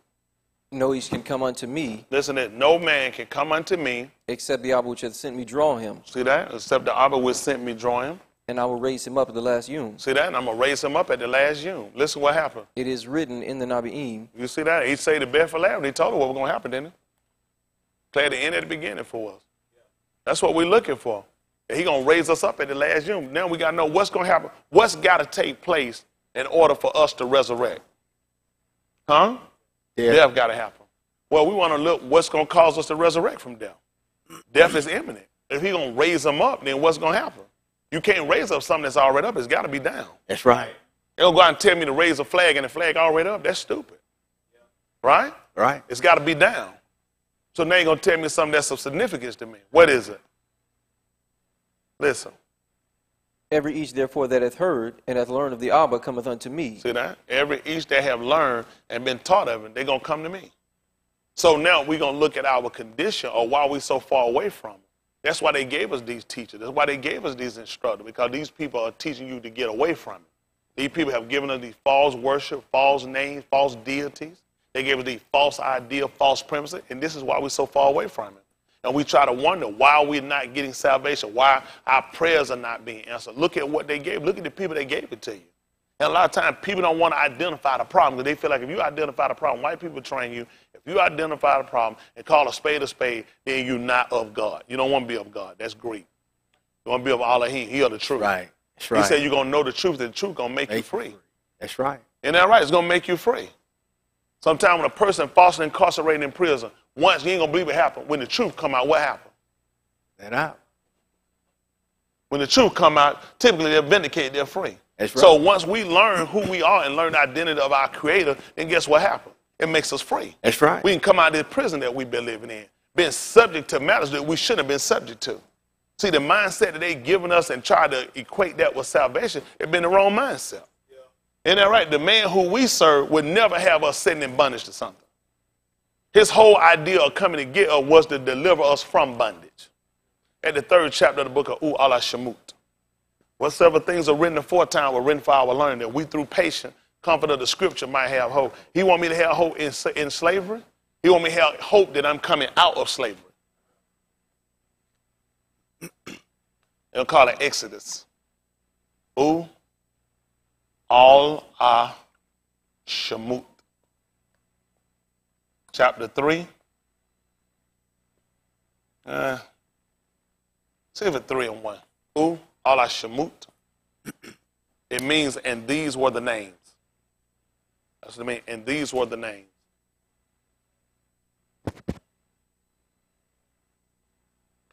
Listen to the book. Now Moshe kept the flock of Jethro, his Abba-in-law, the Kohen of Midian, and he led the flock to the backside of the desert and came to the mountain of Elohim, even to Horeb. And the Malachie of Yahuwah appeared unto him in a flame of fire out of the midst of a bush. And he looked, and behold, the bush burned with fire, and the bush was not consumed. Yeah. And Moshe said, I will not turn aside and see this great sight, why the bush is not burned. Mm-hmm. And when Yahuwah saw that he turned aside to see Elohim, called unto him out of the midst of the bush, and said, Moshe, Moshe. And he said, Here am I. And he said, Draw not nigh hither. Put off thy shoes from off thy feet, Tell them why. for the place whereon thou standest is Kodesh ground. Yes. Moreover, he said, I am the Elohim of thy Abba, the Elohim of Abraham, the Elohim of Yitzchak, and the Elohim of Jacob. That's it. Listen. And Moshe hid his panim, for he was afraid to look upon Elohim. Yeah. And Yahuwah said, I have surely seen the affliction of my arm, which are in Mizraim, Yeah. and have heard their cry What by happened? reason of their taskmasters. Tell me what happened. For I know their sorrows, Yeah. and I am come down to deliver them out of the hand of Mizraim. You sit down. You done heard they cry. He came to deliver them out of the hand of their test master. What about us? What about us? Mm. We don't know how to cry out? That's We right. don't know how to call upon him? That's right. Let's see something. At the 10th chapter of the book of Romans. Romans 10 and 1. See, I'm trying to get us to look at what our condition is and how to fix our condition. Romans 10 and 1 first. Then I jump down to verse 12. I'll run through this a little bit. Romans chapter 10 and verse 1. Listen to the book. Hakeem, in my heart's desire and prayer to Elohim for Yasharal is that they might be saved. See that? Our key is the Abari word for brethren, a brother. He said, my heart's desire and prayer to Elohim is that they might be, what was it? For Yasharal is that they might be saved. You know who you save? A person in distress. Right. Hmm? Right. You was in a car and it was on fire, and the fire department, police came and snatched the door out and snatched you out of the car, and the car blew out. You'll say they saved you. That's right. Huh? They saved you out of condition. Y'all got me? That's right. They delivered you from a position. Just say a wild beast had taken you, and somebody came and took you and got you out of the mouth. They delivered you out of that situation. That's what Daud did. That's right. When he told me a bear and a lion came and he took one of the sheep, That's right. he said, I delivered them. That's what we know Yahuwah for being a Yasha, That's right. which will be a deliverer for us. We know him for being Yahusha, or being Husha, salvation, That's right. right? That's right. That's saving us. He saved, he delivered. When he came down, he came to deliver them. Y'all got it? Yes, sir. But if you pay attention to what happened here, he said he heard they cry by reason of their test masters. See, the one essential thing we need is the information. Having the proper information lets us know who to call upon. These people had a lot more information than what we had. He heard their condition. He saw their condition. Not only he saw it, he heard them. Y'all all right? Yes, sir. Let's see something. Pick me up at the second chapter of the book of U'Allah Shemut. I still want that Romans 10 and 1. U'Allah Shemut, they call Exodus. Don't forget it means, and these were the names. That's why he told you who he was. The Elohim of Abraham, Yitzchak, Jacob, U'Allah Shemut.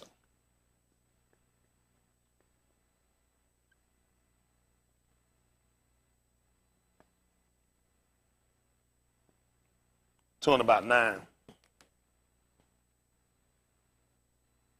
I know people say, I can't believe you don't work. You know what they ain't going to find me doing? I ain't telling no lies, drinking no whiskey, sniffing no cocaine, That's right. smoking no marijuana, cheating on my wife, That's right. having sex with no man and molesting That's no right. kids. They going to find me holding a standard. Your word don't call me to do none of them things. That's right. Lack of knowledge do. Lack of knowledge. I make you too comfortable. Ain't that right? Yes, sir. I got knowledge. I know what I know. It's just like the thing he said, I know the thing that's freely given to me. Listen to the book. And Pharaoh's bath said unto her, Take this yallet away and nurse it for me, and I will give thee thy wages.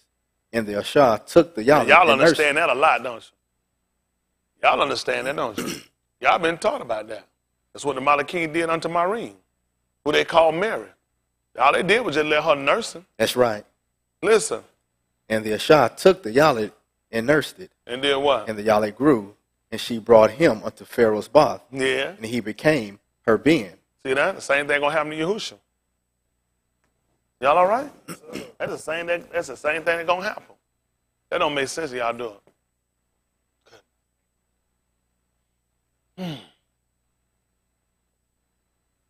Oh no.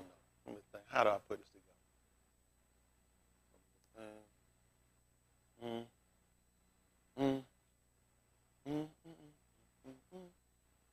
Let's see. How we work this out? Pick me up in the book of Abarim. Abarim, chapter 11, verse 21. Didn't get me. Oriyah. They call it Luke.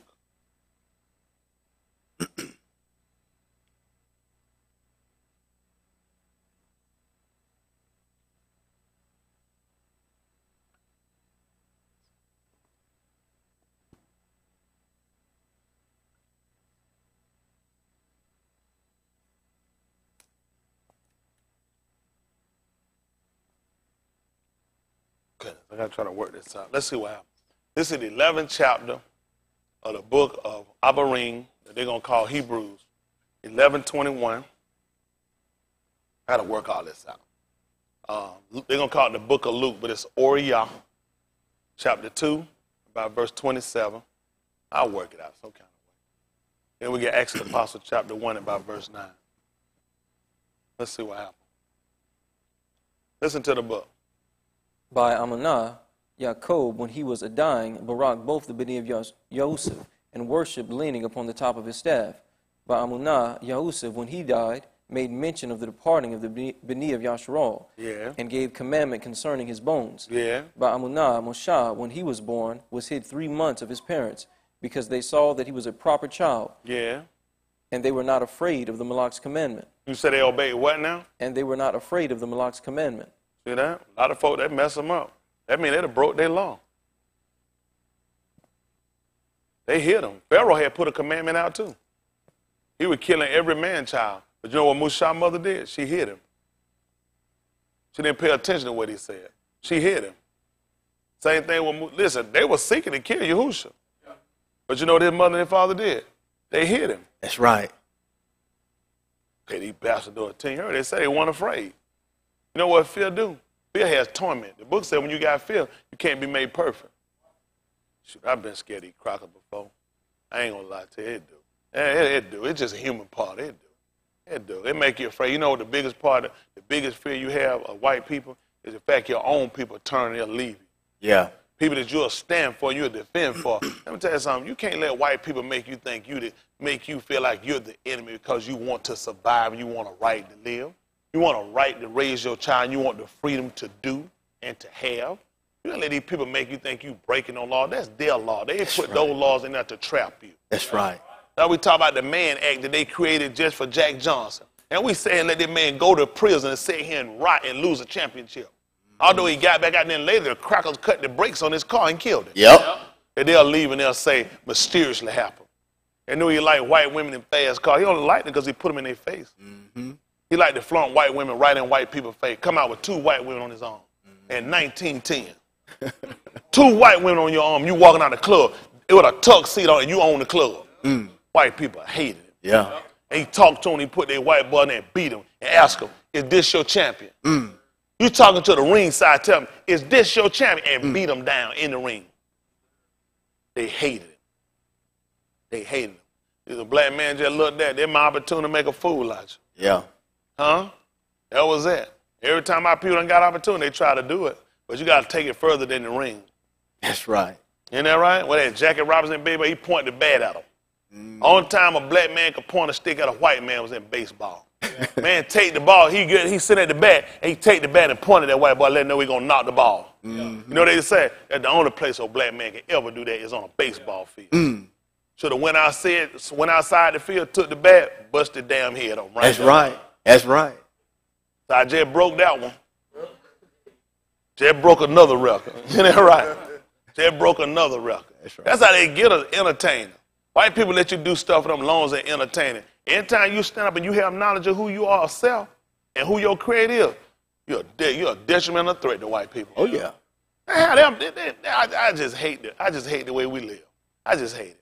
You know, they tell you one of the biggest spender. How you one of the biggest spender yet one of the less income earners? That's right. That ought to bother you that white people can tell you that. That's right.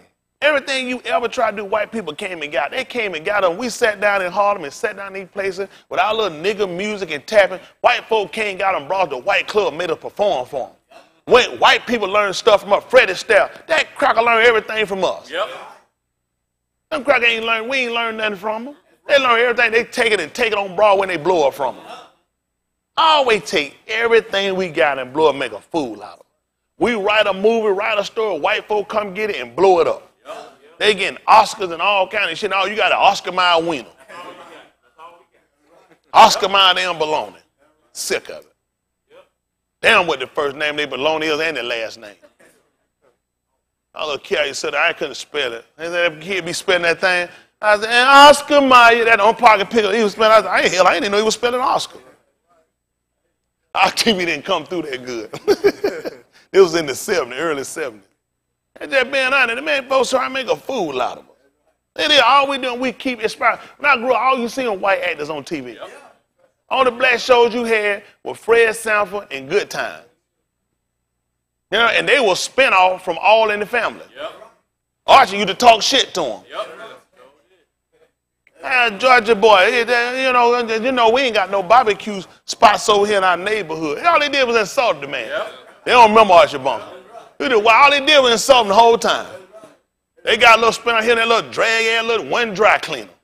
Then he got 13 dry cleaners, still they own a car. Might be Archie had a car. They always, everything we got is made a fool out. And that Good Time, Florida came from Maud. They don't even remember, that's where she came from, Maud. A lot of folks don't remember that stuff. I grew up watching that stuff. Everything they got, all them people sold their rights out. Lorman, they'll rape their ass. He made look. I watched the credits when it got Norman. Everyone you watch Norman Lear, the Jefferson, Norman Lear, Archie Bunker, Norman Lear, raped every one of them. Made all these people sign out and give up all their rights to them shows. White folks still look at Friends. They ass getting $50,000 episode. I'm about to watch that shit. I don't even waste my time getting no shit like them little crazy white folk. Ain't got no job. Sick of white folks ain't got no job, still making it. I never watched that show. Oh, get out, got what did Charlie Sheen, little A's ass, sitting around, we making $500,000 a show. Why was he getting some ridiculous pricing for that show? $2 million on a baby, what was that show? We know what 2 men were doing. We know what he got. One of them men should stay their ass on like them pigs. Like this little piggy went to the market, this little piggy went stay home. One of them men should have been now. And they're right, one of them got AIDS. That's sad, man. How these folks say white folks made a crackhead. This white boy done woke up and other people done broken somebody's house, done woke up in their bed high on heroin. Hell done gave him Sherlock Holmes, Iron Man. And still up him some spot. Look at him. Michael Vick, every time he sees that, you know that time he beat them dogs. Charlie Sheen little geek monster ass. That Martin Sheen little geeked up boy. White folk don't never run them down. Ben Roddenberry don't rape 2 hoes in the NFL. Nothing happened. Got suspended 2 games. A game a hoe.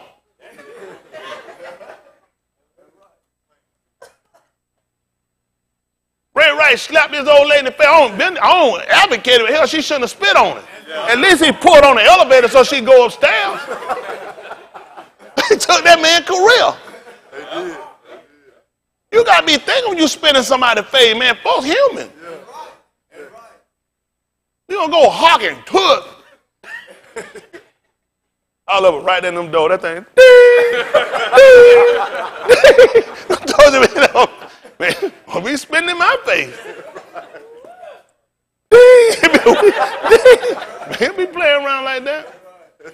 Hey, any black guy career, they get themselves in the dumbest situation. Hey, man, all kind of stuff going on to still keep this. And get more, they never bring up one time about them 2 rape cases. Rape one on right here in Milledgeville, Georgia. He don't like that. They come to Atlanta to play. Milledgeville, Georgia. Oh, we got women good enough to rape. Ain't nothing in California. And he said, ain't want no sheetrock. Oh, wow. He came out here, we got that junk in the trunk down here.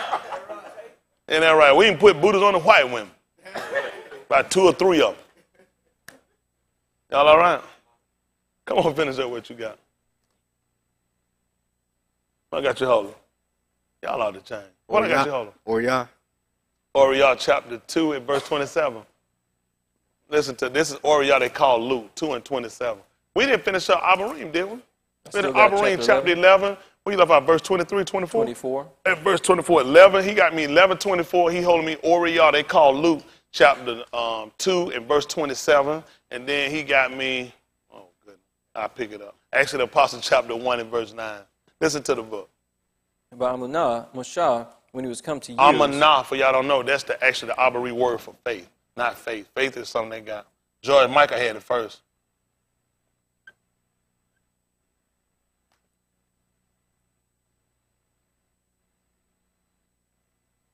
Amunah. A-M-U-N-A-H. Amunah.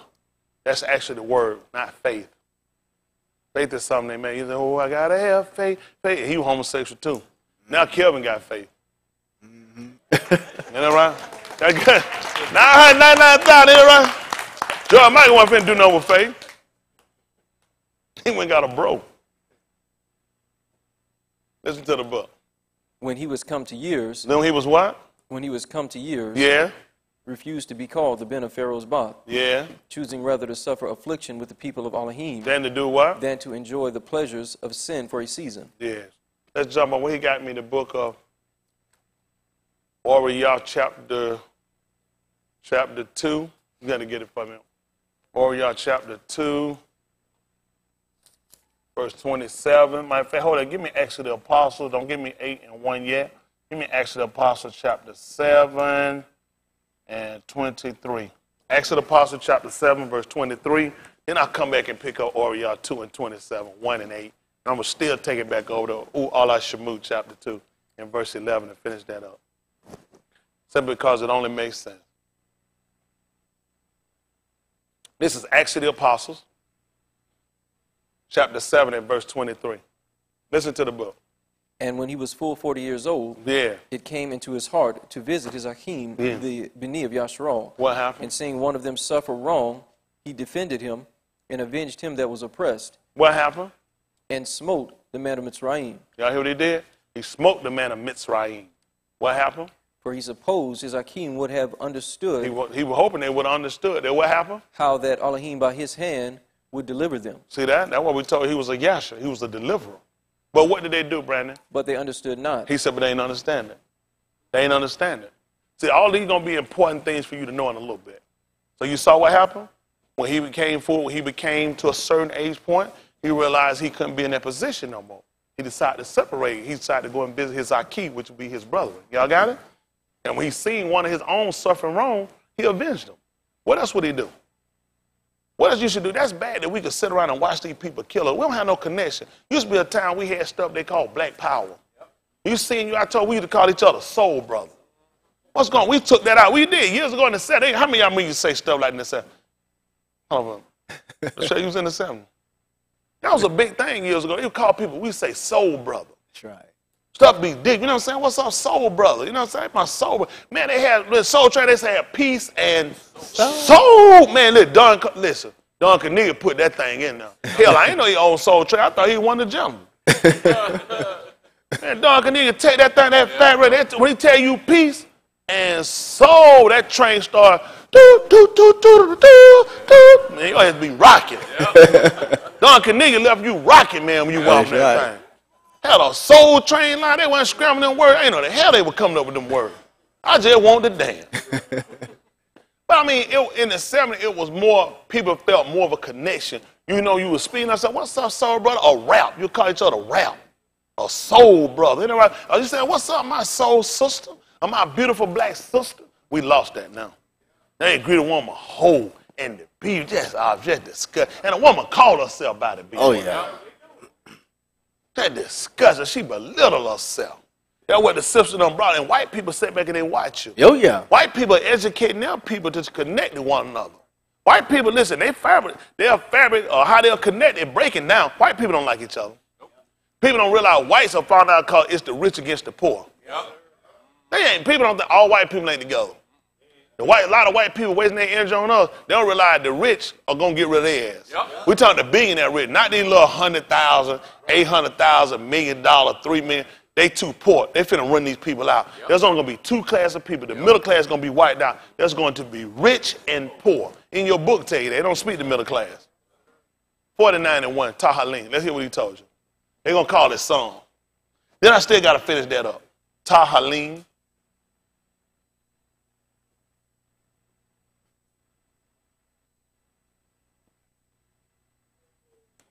Man, I tell you, I just really look at I look at these folks, these FBI agents that have been summoned to come speak to the Senate. They refuse to go. They tell us you had to go. They had the mob. They made the mob come. Yep. You know, they told them, I ain't coming. You can't refuse the Senate. The Senate subpoena you and tell you got to be there. They told them they ain't coming. Refuse to answer their question.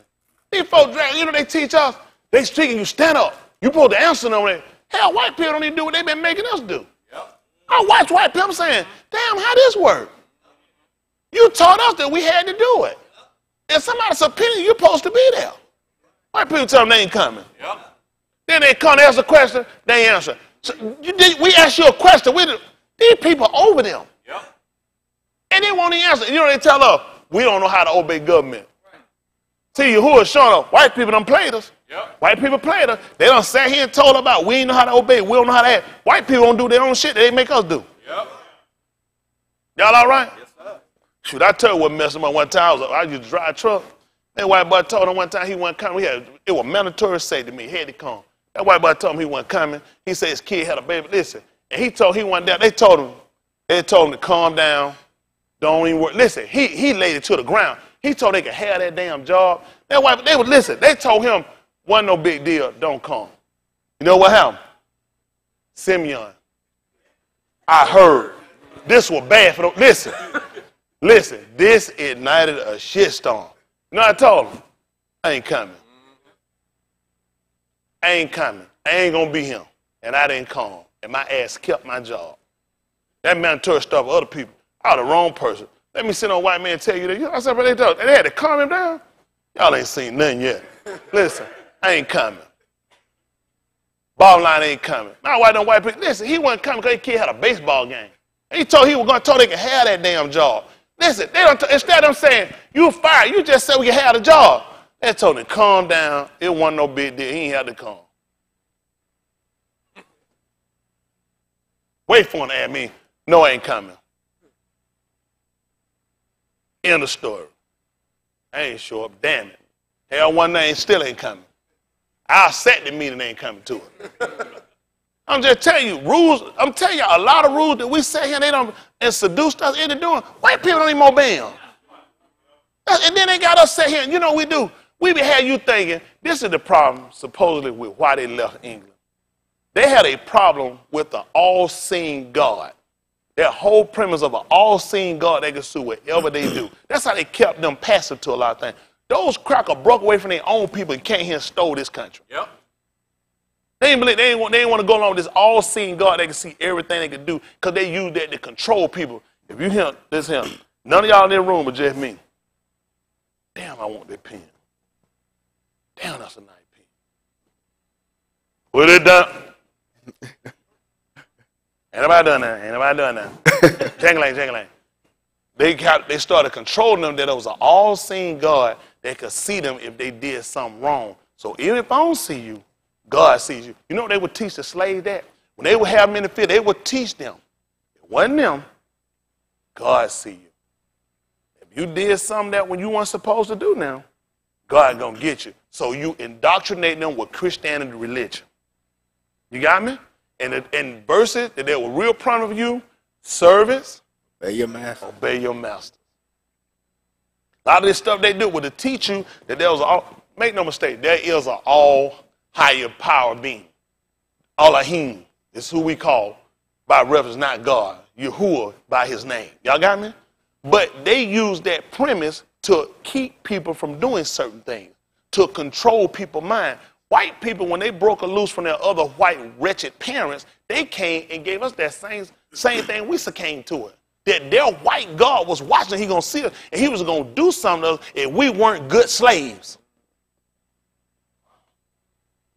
Their government taught them that their all-seeing God would do something to them if they came against their government. That's why when they wrote their constitution, when they set their stuff up, they set up for militias. Because the government was the only people with guns in England. The government was the only people that had any type of control over the people, and they could take over the people. So they set up this so-called government. They wanted to set up a government where the government couldn't take over the people could take the government over. Right. They don't know nothing about it. I said, how many of y'all didn't know this? You didn't know it. Why would you know it? Hell, they ain't going to teach you that in no church. That's right. How you going to know something like this? Yeah, let's go to church. That's right. You believe in Jesus. That's right. A horse, a pig. That's right. Everybody know a horse is a horse, of course, unless it is the famous horse who called the famous Mr. Head. Go right to the horse and ask the source. He'll get the answer, of course, that he endorsed. There is, unless, of course, the horse is the famous Mr. Head. He gave you Jesus, a horse, a herb pig. Put on some made a fool out. Then they came along and put a damn pig on Green Acres. That was your Jesus. Soon as Mr. Ed went off, Green Acres. Dun, dun, dun, dun, dun, dun. Damn pig name was Arnold. Arnold could do anything. That's your Jesus, a herb pig. People sat here and they fabricated, made up a religion just to imprison you. You go to England, you know them people not Christians. Go to France. Christianity don't exist. Don't listen. Those people don't go to. They made the lie up. Yep. America, the only people that go to church on Sundays and run and do that old crazy shit. Nobody do that stuff. You'll go. You know what I'm saying? All these people atheists. No, they just know I lied. I ain't gonna believe my own lies. I use it to imprison those people. Yep.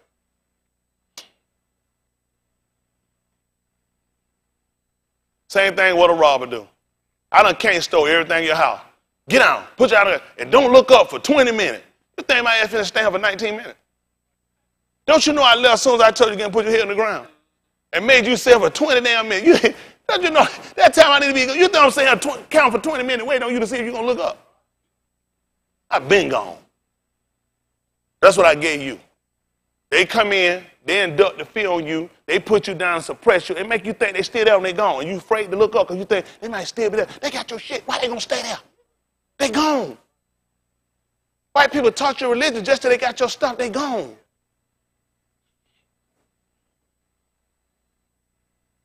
Now you get upset because you don't like your condition that they inflicted upon you, you wrong. You're supposed to be happy. Just remember September 11th. White folks said they'll never forget it. Go tell them about slavery. Get over it. Yeah. Get over it. Shit, they still tearing up countries. Man, they blame Iraq for what they said some Saudis did. They went into Afghanistan for what they said some Saudis did. They asked me to go in. They in Syria for what they said some Saudis did. Hell, terrorists everywhere. They in Somalia for what they said some Saudis did. Everybody know these not the same people. They asked going into Iran because of what they said some Saudis did. Because white people don't ever forget.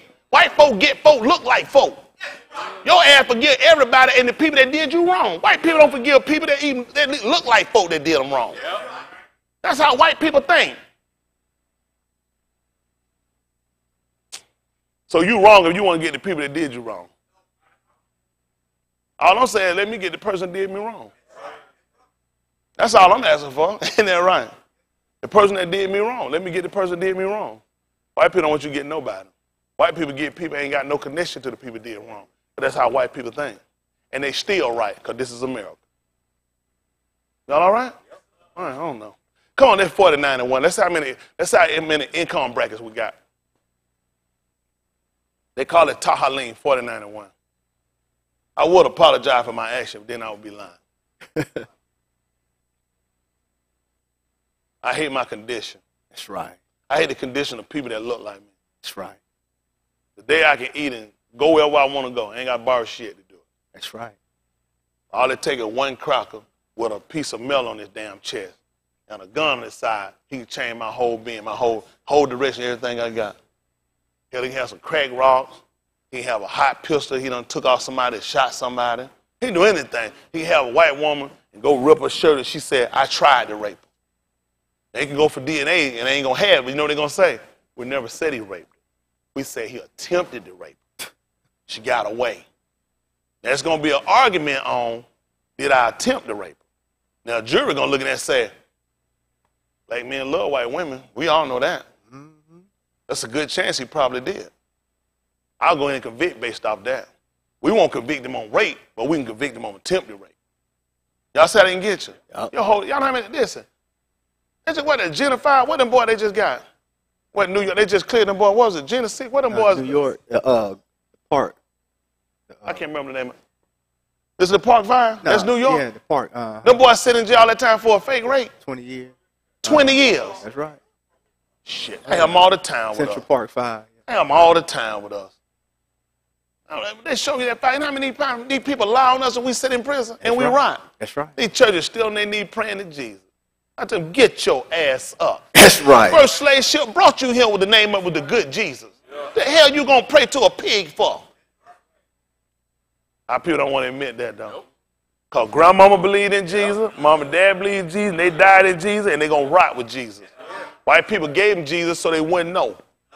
That was part of what made us succumb to slavery, Jesus. Somebody slapped the hell out of you, you don't give them the other cheek on slap that. That ain't even common sense.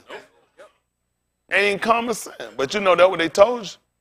That's what they taught us. White people, they never taught you to fight back and hate your enemy because they knew they were the people that were fighting you. And they knew they were your enemy. Why would they teach you to hate them? If you hate them and you fought back, that means you'll stop them. Yep. So what you think I'm going to teach you if I'm a person don't oppress you? A man raping a woman. Hypothetically, he got her. He going, what are you going to listen, fight back, push. Go for my eyes. Knee me in my groins. What raper with common sense going to tell a victim this? What is she going to do? Go for his eyes. Go for his groin. Yeah, you know what they're going to tell her? Don't move. You know what they're going to tell her? Don't scream. You know what they're going to tell her? Be still.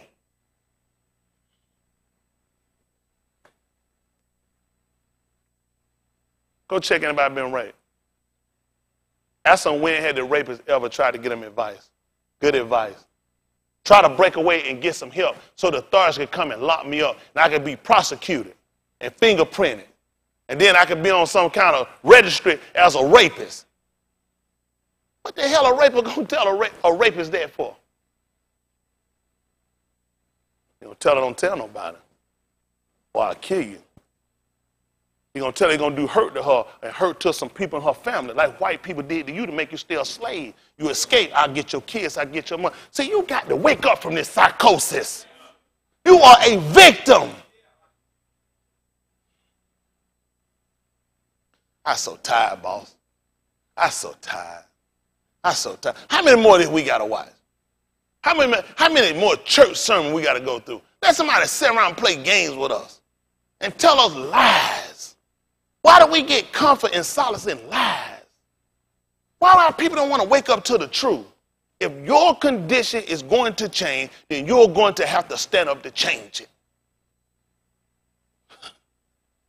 White people call it liberators. You know what they're doing in South Africa when they're getting put out, they're being put out of South Africa for land they stole?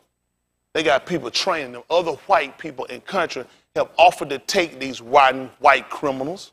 They have offered to train. They're giving them military style training and guns. You know what they ain't offered them to do yet? Nobody has appeared yet and tried to teach their ass how to pray. Nobody has had a conversation with them on wait on the Lord, I say, and be of good courage. The so-called Jews are giving them guns. They'll teach them Israeli start fighting training. They're telling them to fight. They're doing drills when they getting grabbed and women getting raped, how to break away, fight, get guns, and don't shoot one time, unload on them. That's what they being trained to do. How the hell I'm going to let somebody come here and teach me how to pray? When my enemy raping me, beat me. But they teach me to pray, though.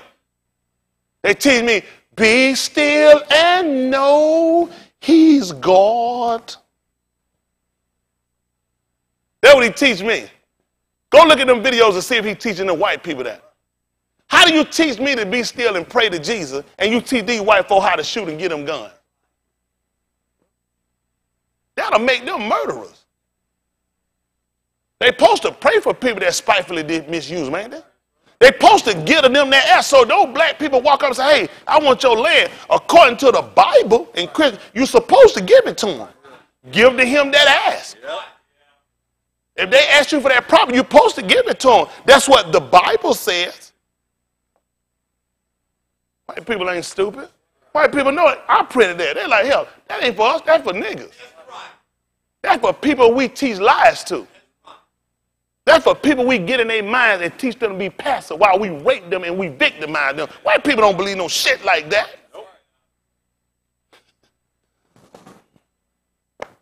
Go to them gun stores and ask them who the biggest purchase on, black or white. And they Christian. White people, listen, white people use the part of the book they like. White people use the part that comforts them. And when they get pissed, they're hell with all of it. Piss them and see.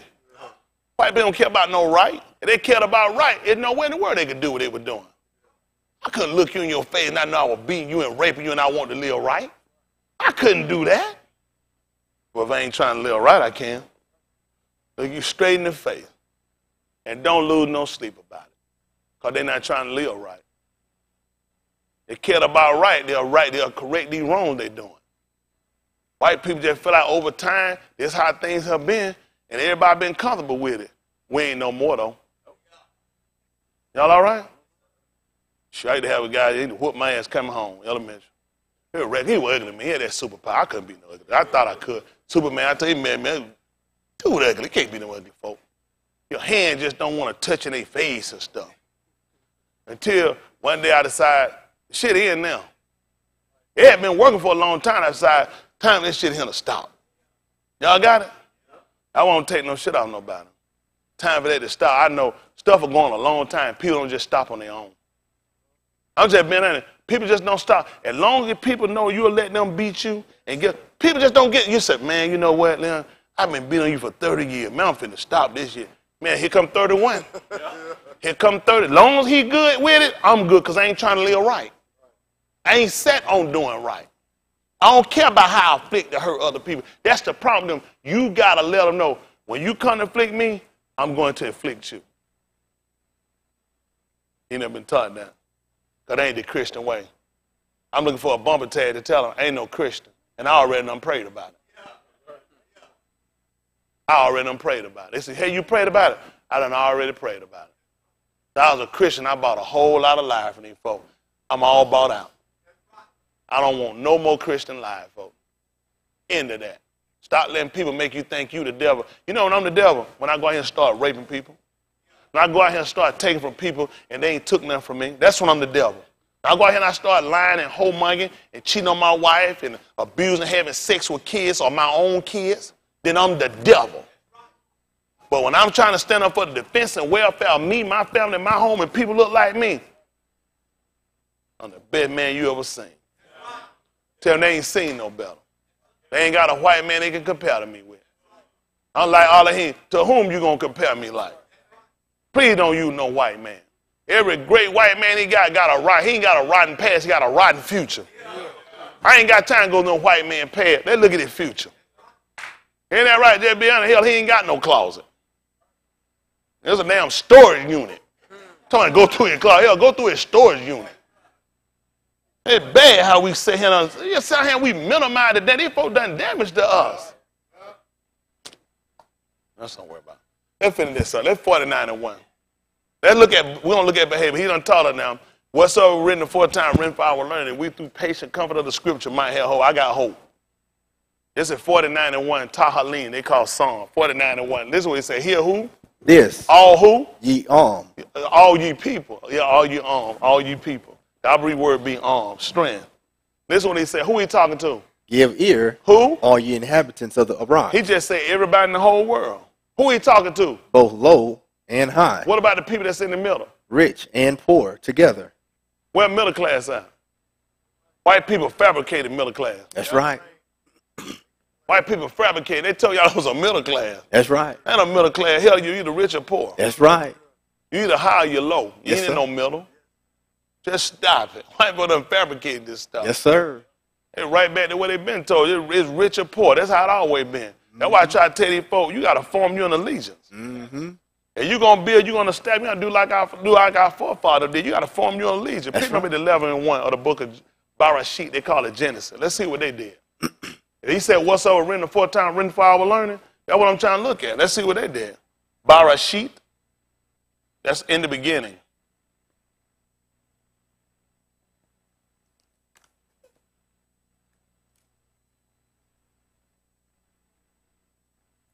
Nakum Yah. They're going to call it Nehemiah. It's Nakum Yah.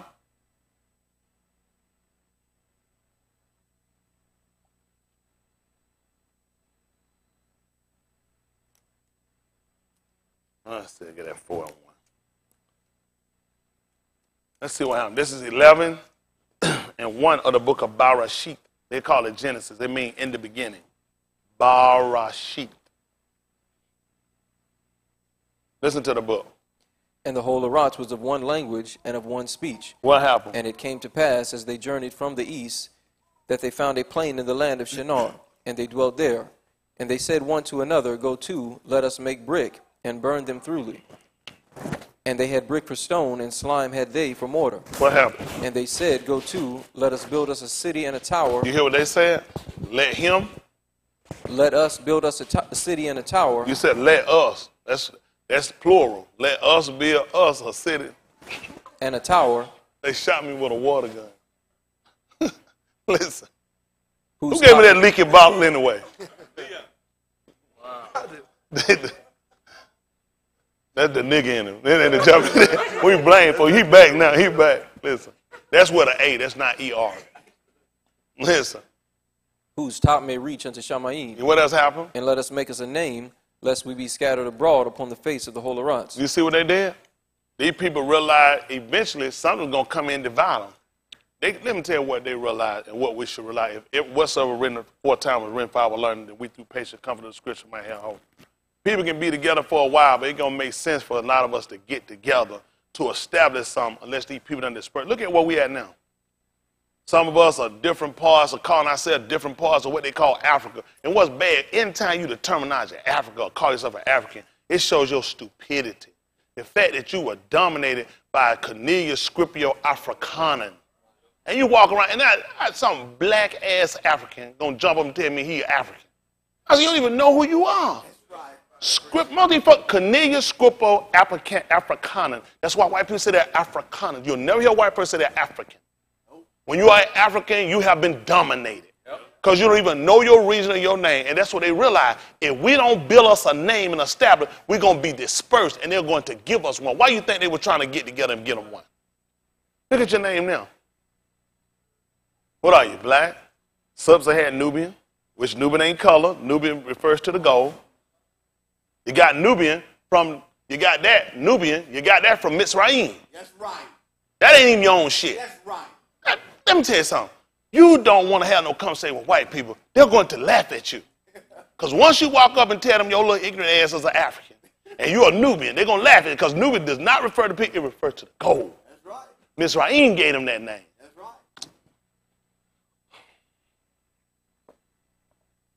Just bad. They realized from that book that we needed to get together, we needed to establish ourselves, and we needed to get a name. Otherwise, they were going to disperse us. Now we run into each other. You Sudanese. I'm Ethiopian. Some more shit where you've been dominated. Yep. The fact you tell somebody you're Ethiopian. These folks just mix up. Then you're Ethiop. That means I burnt my face. How the hell I burn my face? Our book taught us that the Shamash done smiled on me. That's right. I didn't burn my face. The Shamash. They call it the sun. The Shamash. It smiled on me. Yes, sir. Smile is a sign of favor. Right. Crackers got me walking around telling folks, hell, I done burned myself up. They trying to got me going around acting like a hell, I'm Richard Pryor, and I've been smoking cocaine. Right. I didn't burn my face. The Shema smiled on me. Yes, sir. I'm Shakur. Yes, sir. That is your color. You are Shakur. That's right. These crackers ain't taught in school, never heard the word Shakur. Nope. Hell, we heard a rapper walk around. He didn't even tell her what it meant. That's right. The Shemash smiled on me and made me Shakur. Yes, sir.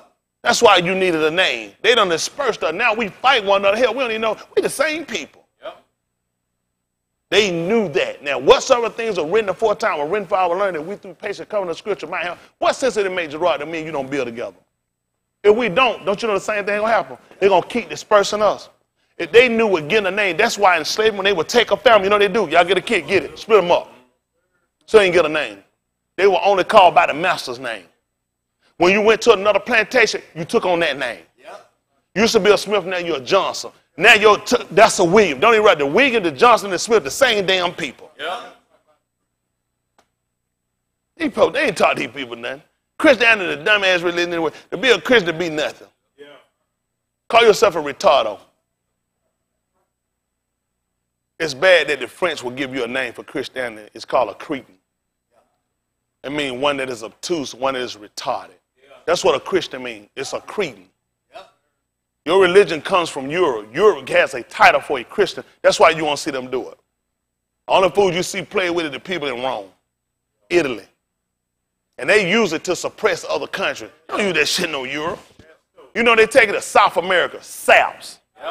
Look what they take it to South America. They wipe out islands with that shit. Go in there, run in, damn dress on, no draw, raping. The nuns rape. How the hell you nun and you a nun and you getting some? Yo, lying ass. 999,351 more. I had 1 million of these things. Go around and tell somebody you a nun and you getting some. Isn't that right? Father running out taking advantage of they sleeping with the kids. They use that to suppress countries. And you sitting around on your knee praying for that sick shit. Hey, anywhere you see where they dominate islands. Yeah. That stuff don't run in Europe. Europe already. Go to Germany and see how many folks on their knee praying for that stuff. For them play with that shit, man. They get that stuff out of him. They know they made it up. They make it much sense them using a microwave. Do you not know it's illegal to use a microwave in Germany? The microwave was invented in Germany. Yep.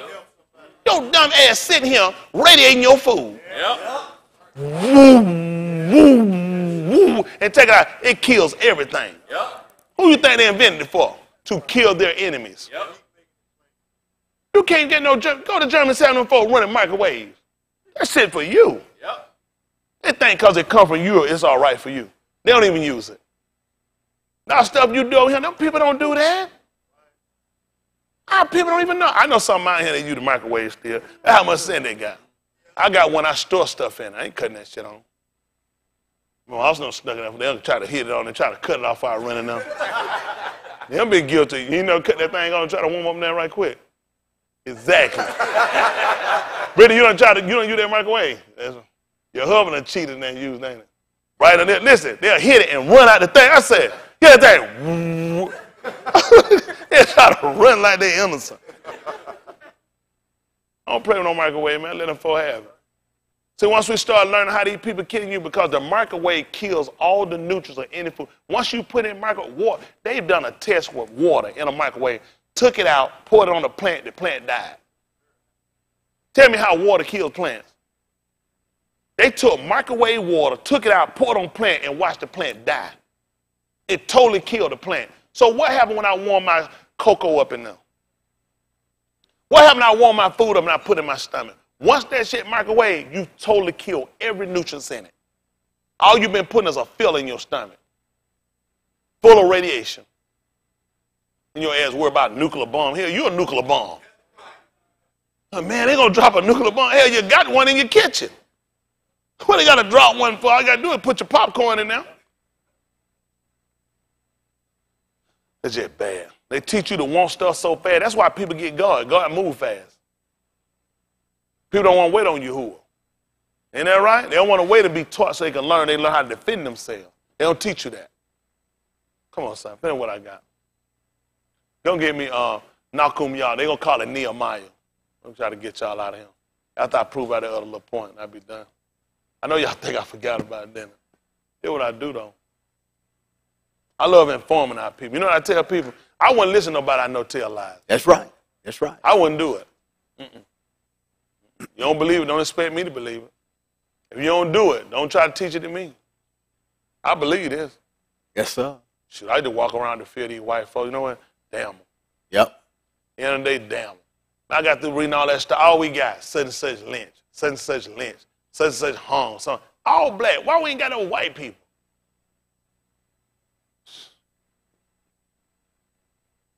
That's terrible. That's terrible. They just had a white man. I just saw him on the news. He getting a death penalty. They had to hold up on that death penalty because they found out one of the agents they're gonna get him in the needle, one of the chemicals. They found out that it's inhumane to give it to him, right, that he'll suffer. Yeah. So they stopped it, and they also suing the maker of it and they're going to wait because they say they found out when these people die that they actually can suffer, they can feel it. Who the hell came and told you that? Right. I Right. just wonder, who told you that? Right. They said that people dying, that they don't find out them people actually was suffering. Who told you that? The book said the dead know of not anything. No. Unless your ass been conjuring. Mm-hmm. But the fact you worry about some dirty cracker been murdering, raping people, they interviewed him. I saw an interview. You know what he said? He said he ready to die. He said he ain't asked for no murder. And he said, I ain't worried about me, no God, for no judgment.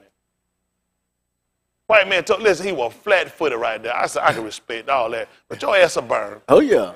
He told him flat. He said, I ain't finna ask. He said, listen, I ain't got no kids, no wife, nothing. He said, listen, all I got is somebody come visit me on the other end of the glass. He said, listen, I'm ready to die and I ain't asking for no mercy and I ain't worried about seeing no God. He said, I don't have no remorse for nothing I did. Flat to the news. He said he waiting to die. He mad as hell because they holding him up with that stuff, talking about the stuff inhumane. They don't want to kill a white man being inhumane. Yep. I wasn't inhumane to shoot down a black man or beat him 17 times, 16 times, throw him against a police car. I wasn't inhumane to choke a man out 13 times. He's saying he can't breathe. You think the hell don't worry about a needle? Shooting a needle and somebody been murdering people, raping people? And you worry about a white man dying and you don't want him to suffer. Eric Garner would have loved that. Yeah. Yeah. Isn't that right? Michael Brown would have loved that too. He could have got that, could have got someone and let him suffer. Oh, yeah. See, on time, care and concern come in is for white people. You know why white people don't care about you? Because you don't give a damn about yourself. That's until right. you stand up and white people see that you will not shut down until you get justice, white people realize, oh, they ain't the people to mess with. They don't go there beating up, they don't see them beating up no Mexicans on the news, do you? Nope. Hell, the illegal Mexican come on here and get their ass. That's right. They know who they ain't finna go beat up no Asian. They ain't crazy. Hell, listen, they put that shit on that plane, that Asian doctor was blinking. You said, listen, they came out and ran their mouth at first saying, the airline time how they support the police. That shit turned real fast. That's, listen, police fired. Listen, everybody fired was involved. They don't apologize. That man done got millions of dollars. He ain't had to wait on no court or nothing. That man straight. That doctor, y'all remember that doctor, he didn't want to get up his seat? And they decided, I think it was in Chicago, they decided to get him out. Oh, they ass fired. Everybody involved, the airline came out against them. They ass is fired. So they realized, because Asian people ain't playing that shit. They was like, hold on for a minute. They ain't no nigga they whooping on right there. That's right. That man face will bleed. He will run. Straight up. All the video they showed you, when you seen these crowds come out and apologize? When you seen it? I seen a black lady with me and you in the Corleone. I rolled my window down, her ass with some Starbucks Sunday. Then I dressed her ass. I dressed her black ass. I said, what you doing? She talking about, I said, damn, down that's right down. I told her. She talking about something. Everybody do it wrong. I said, you went and you bought it? Nigga! I hollered her ass. Made me mad. Your ass went in some Starbucks. These folks done sat here and had your ass locked up, and you gonna go back here? Tell me something. Everybody do it wrong. I said, that's the amount of a dumb ass nigga.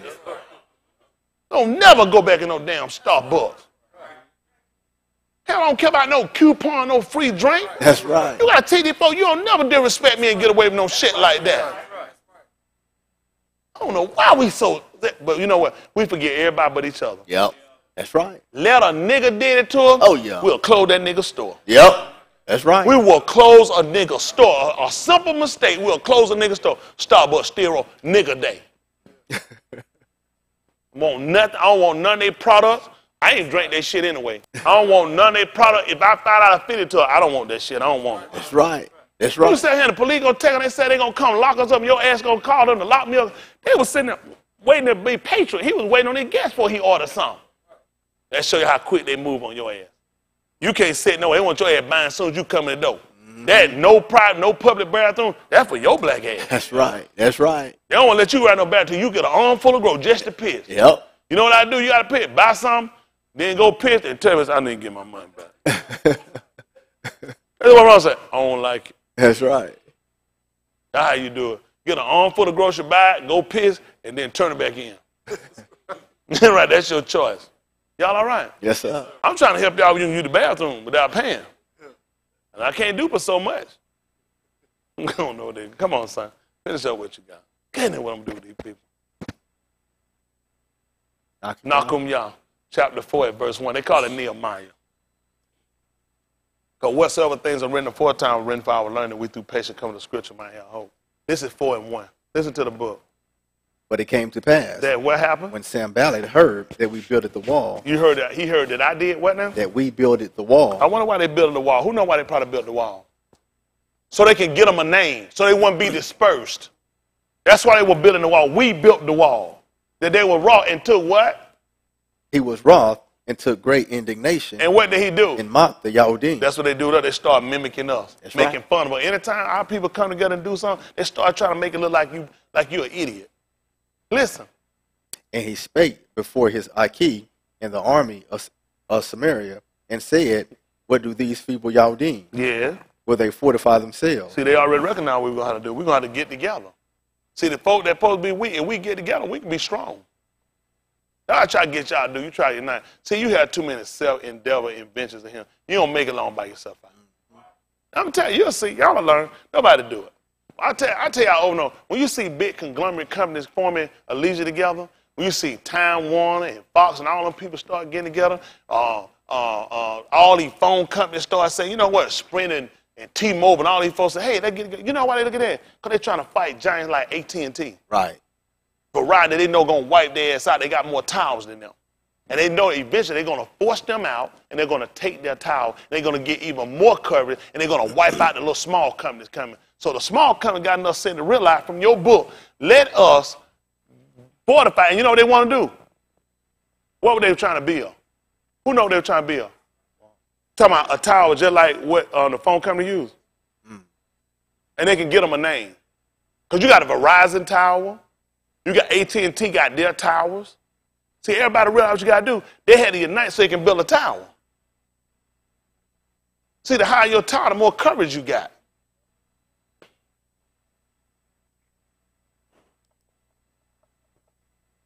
They came together because they were trying to build them a tower.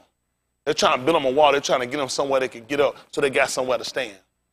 They got somewhere for a defense. They got somewhere when everybody start breaking off and stuff start happening, they can be together. Listen. Will they sacrifice? Will they make an end in a Ayun? See that? Where they make an end in a Ayun? What else happened? Where they revive the stones out of the heaps of the rubbish, Listen. which are burned. Now Tobiah, the Ammonite, was by him, and he said, even that which they build, if a fox go up, he shall even break down their stone wall. What happened? Hear, O our Elohim. Do what? For we are despised. Yeah. And turn their reproach upon their own head. Yes. And give them for a prey in the land of captivity. Yes. And cover not their iniquity. What else happened? And let not their sin be blotted out from before thee. That's what I say about these white folks doing wrong. I don't pray for them. I pray their sin don't be covered. I pray Yahuwah blot them out from under Shamayim. Whatsoever written aforetime written for our learning. So you're going to say they're wrong, say the whole book wrong. That's right. He just prayed to Elohim. And then Shamayim and just told him to hear his prayer. And his prayer was, don't cover their sin. That's right. Blot them out from under Shamayim. Let them retain their sin. Yes, sir. They ain't going to talk about this in a white church. They can't teach this and teach Jesus. But this in your book. Yes, sir. They're going to tell you this old teaching and Old Testament, but I said this is the first covenant. That's right. And he never told you there was no fault with the covenant. He said he found fault with them. Yes, sir. He found fault with them. He couldn't have found fault with the covenant. That's right. Listen, only problems in the garden was Adam and Ka'ur. Yep. There was no problem with the law. That's right. That's right. There's no way he could have told you there was no fault with the first covenant. He could have told you there was fault with the people that were keeping it. Right. I don't know what to tell y'all. I don't know what you've been believing, but certain things you've been told ain't what he said. That's right. Listen to the book. For they have provoked thee to anger. What else? Before the builders. And what else? So built we the wall. And what happened? And all the wall was joined together And what to the happened? half thereof. And listen why. For the arm had a mind to work. So he's saying we can complete this task. Well, they got dispersed and they got scattered. He said we can finish and put this wall up. That's why we're written aforetime for our learning. We through patience come to the scripture might have hope. Well, they were scattered and dispersed. They tried to build. Now come y'all put it up. They put the wall up. And he said, and so we built it. And he said the reason we did it because all the people had a mind to work.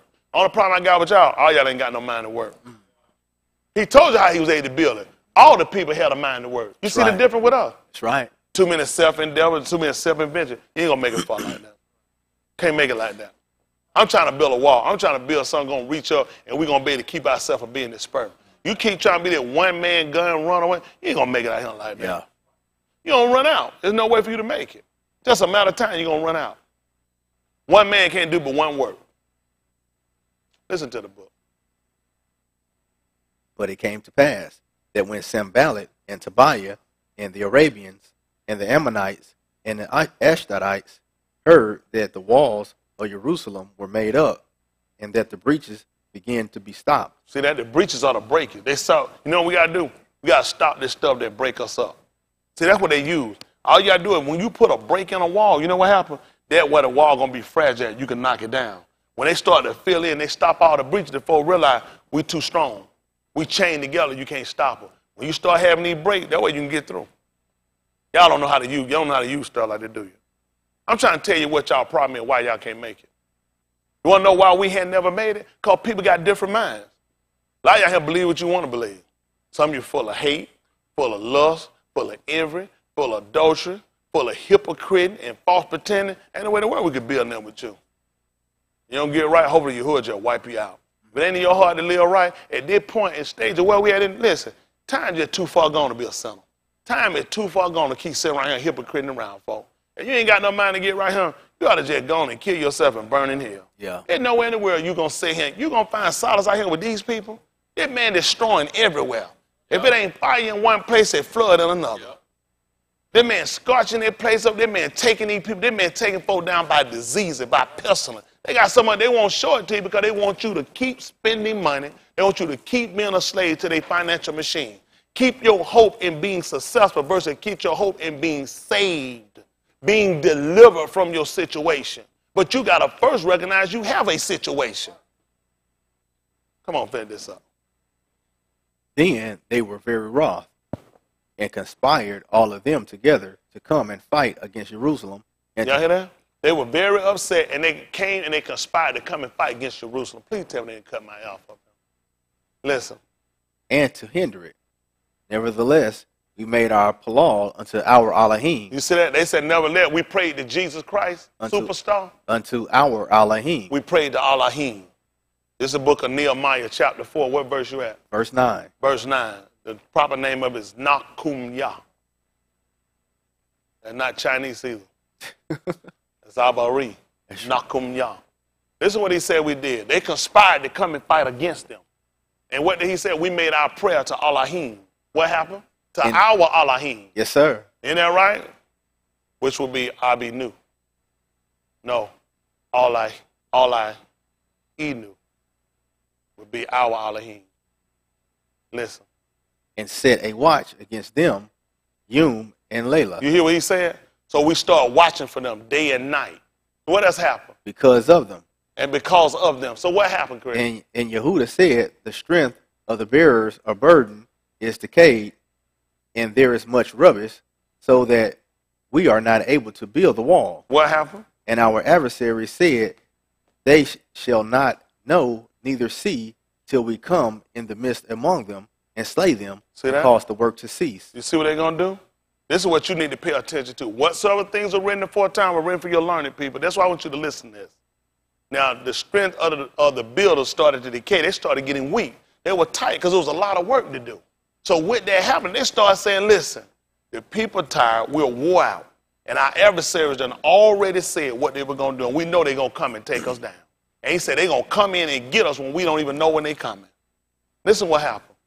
And it came to pass. And it came to pass. That when the Yahudim which dwelt by them came, they said unto us 10 times, from all places whence ye shall return unto us, they will be upon you. Listen. Therefore said I in the lower places behind the wall, and on the higher places, I even set the arm after their families. You see that? He set them up after their families. He put people on top of the wall. He put people down at the bottom of the wall. Listen what he did.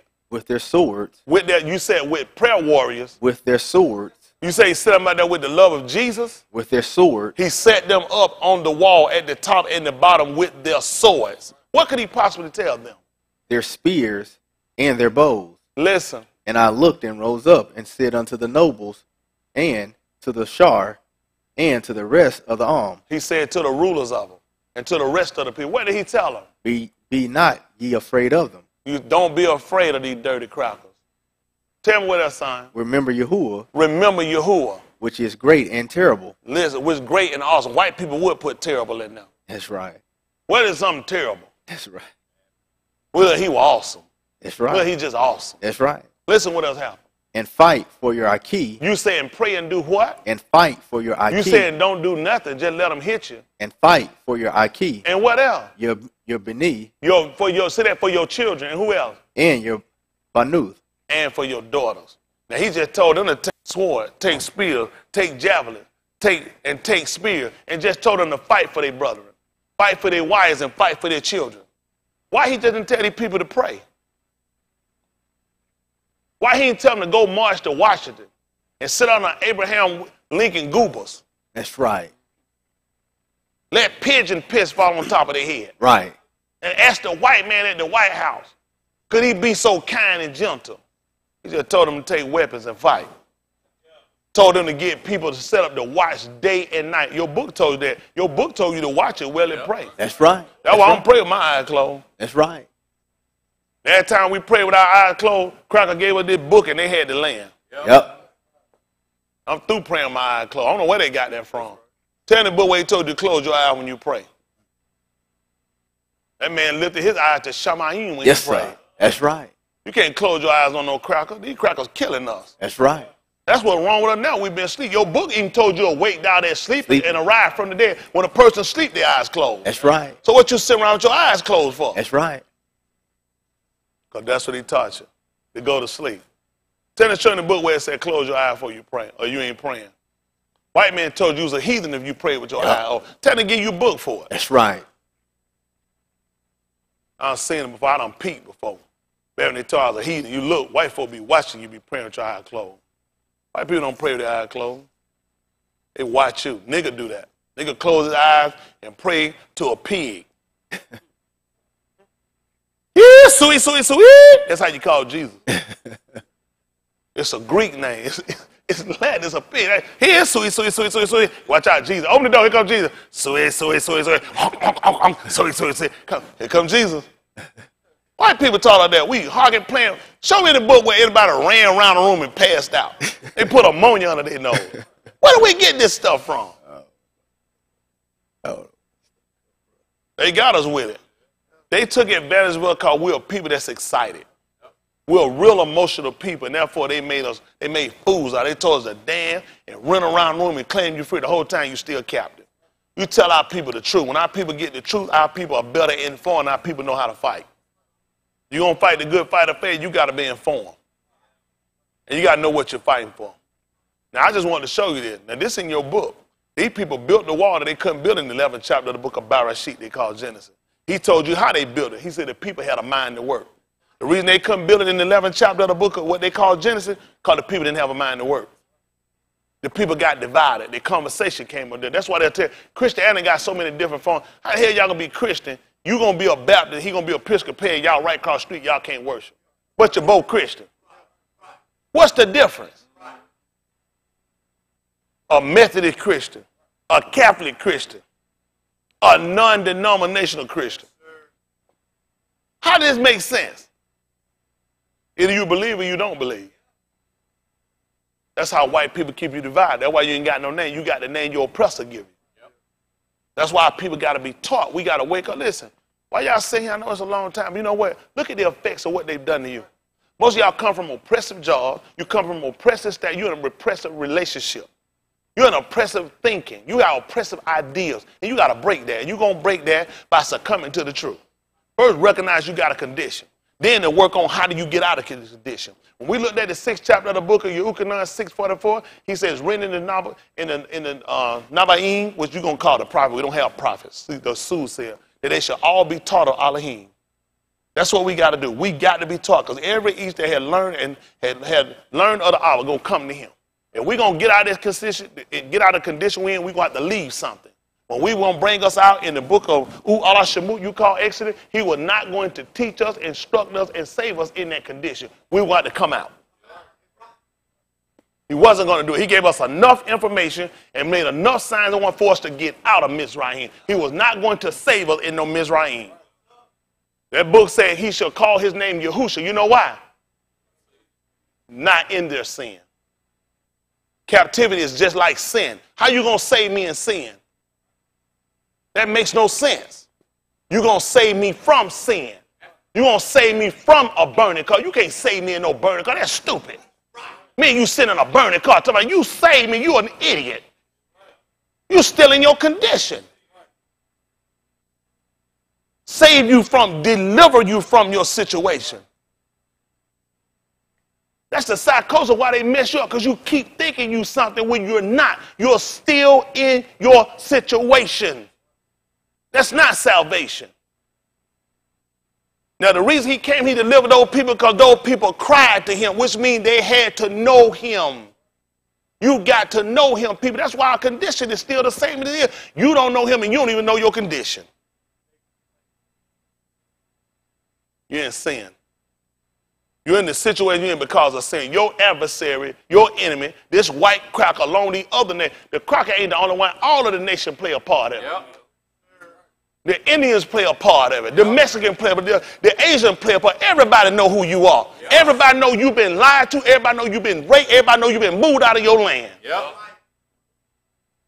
How in the hell you going to be in Africa and going to be in Asia? Only way you're going to do that because you took something from it. Everybody know about you. Everybody know about your struggle. You trying to run your night with everybody. Nobody care nothing about you. Everybody make a fool out of you. And nobody's ever told you the truth. You've been trying to run. Give a black man learn 2 steps of karate, he leave us. Black man learn how to do his leg like that, he a Hindu. We can't take it nowhere. Every time they go somewhere, they leave us. Every time I said nobody want to be identified because they got you thinking anything other than us is better. So you know what they do? They make you look the worst. They make you look the most degrading to everybody in the world. They make you look a spectacle to everybody to make you try to leave us. And the people you run to don't care nothing about you. Nobody. They don't care nothing about you. They just make you think they love you. Once you get the knowledge of who you are, self, knowledge of your creator, and start to position yourself where you can get delivered out your situation. That's what I'm trying to get you to do. And I'm doing just like Moshe. I would hope y'all would understand how Elohim by my hand would deliver you. I ain't coming trying to charge you nothing to put no extra burdens on you. I'm trying to come make your burden lighter. I'm trying to get you from under this oppressive thinking making or trying to go get a job and be up on another slave cracker. You know what a job means to a black person? Another time to wait to get your ass fired. You ain't going to get fired or laid off or repositioned. We had years we looked and worked and tried to get places retired. They took everything we had solace away from us. We thought education would save us. They say one reason you couldn't get a job because you weren't educated enough. Hell, we got educated. Then we got stuck with student loan debt. We tried to go get better job. Then they looked at you one older, you're not qualified, or you need to go back and get some more service. We increased more debts. More prompt. Then they start downsizing, outsourcing. Then they start going and getting jobs. Now all of a sudden, hell about your credit. I ain't trying to buy that hell. I'm trying to work. What you need my credit for? Another form of discrimination called black people. Let me say, your credit score, they already know your color. Your Social Security tell them your name. Hell, your zip code show them your color. Yeah. When I give you insurance, what the hell I need your zip code for? Yeah. Oh, you should need, because your zip code tell them where you live with me, charge you more money. Yeah.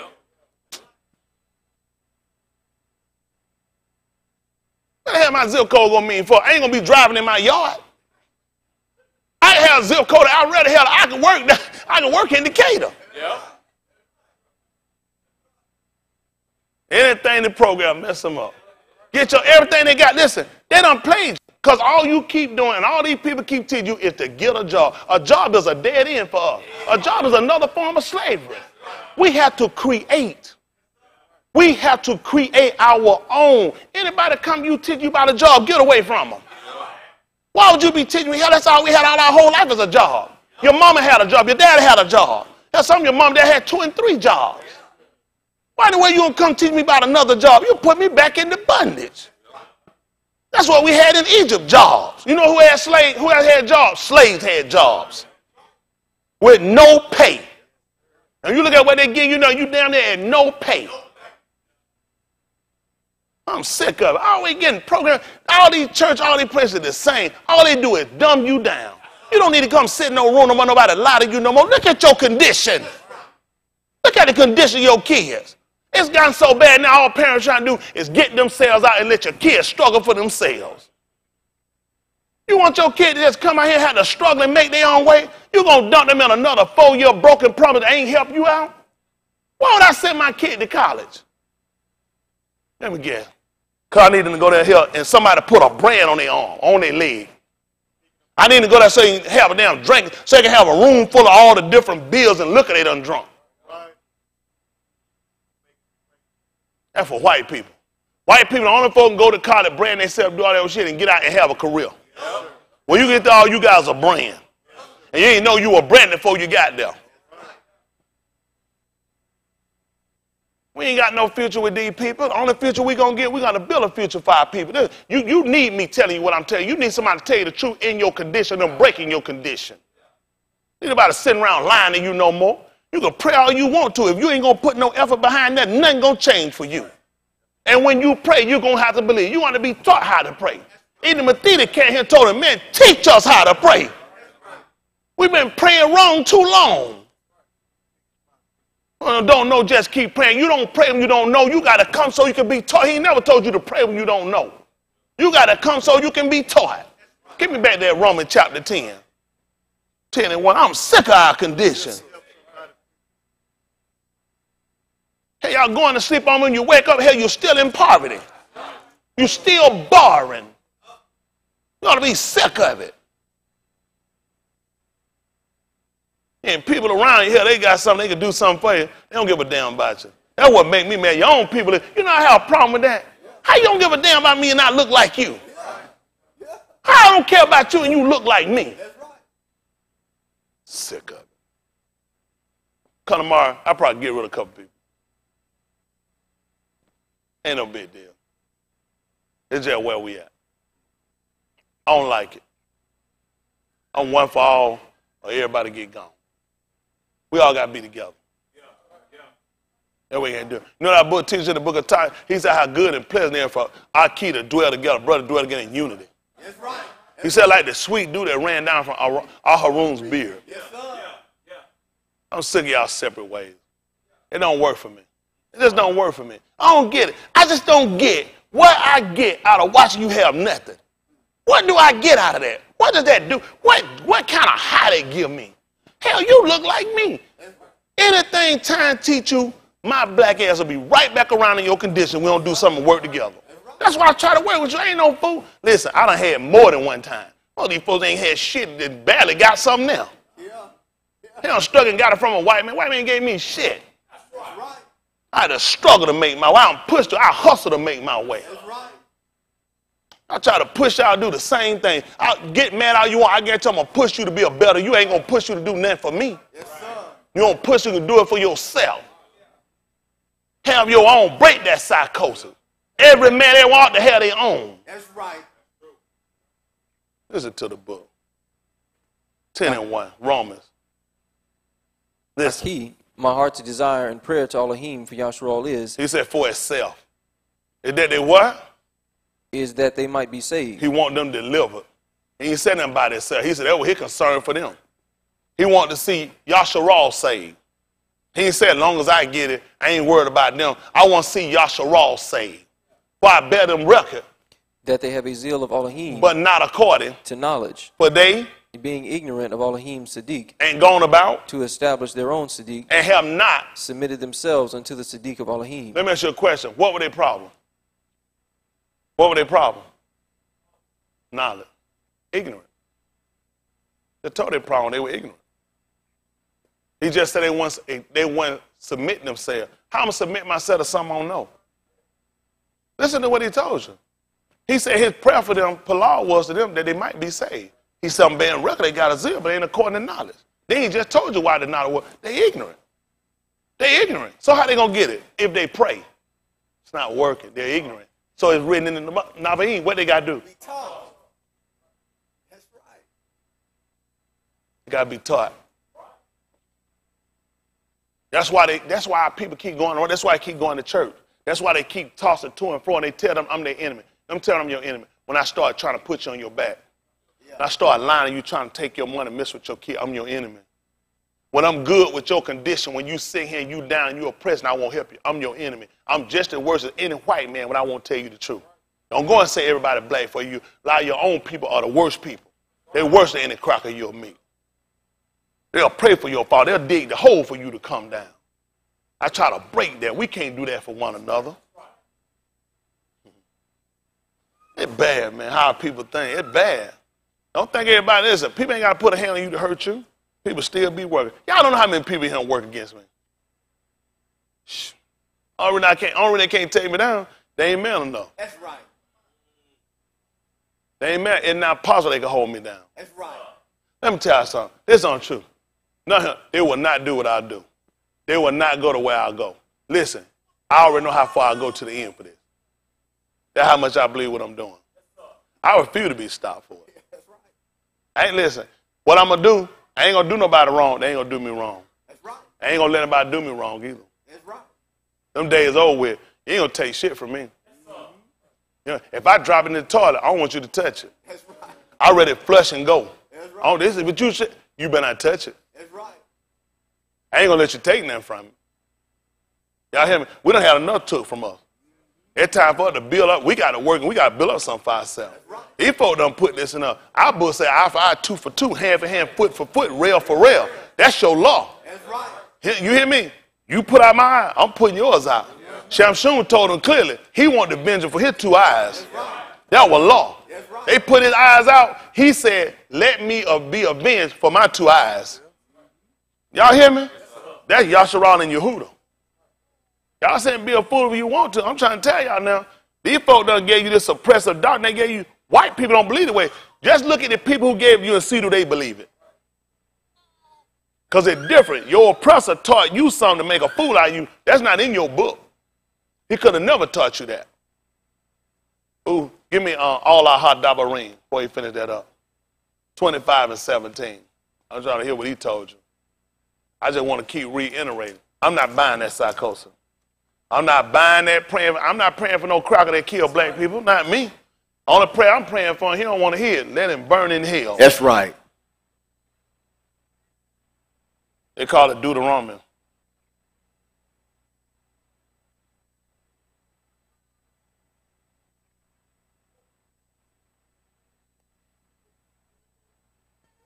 (25 and 16). Y'all need all this.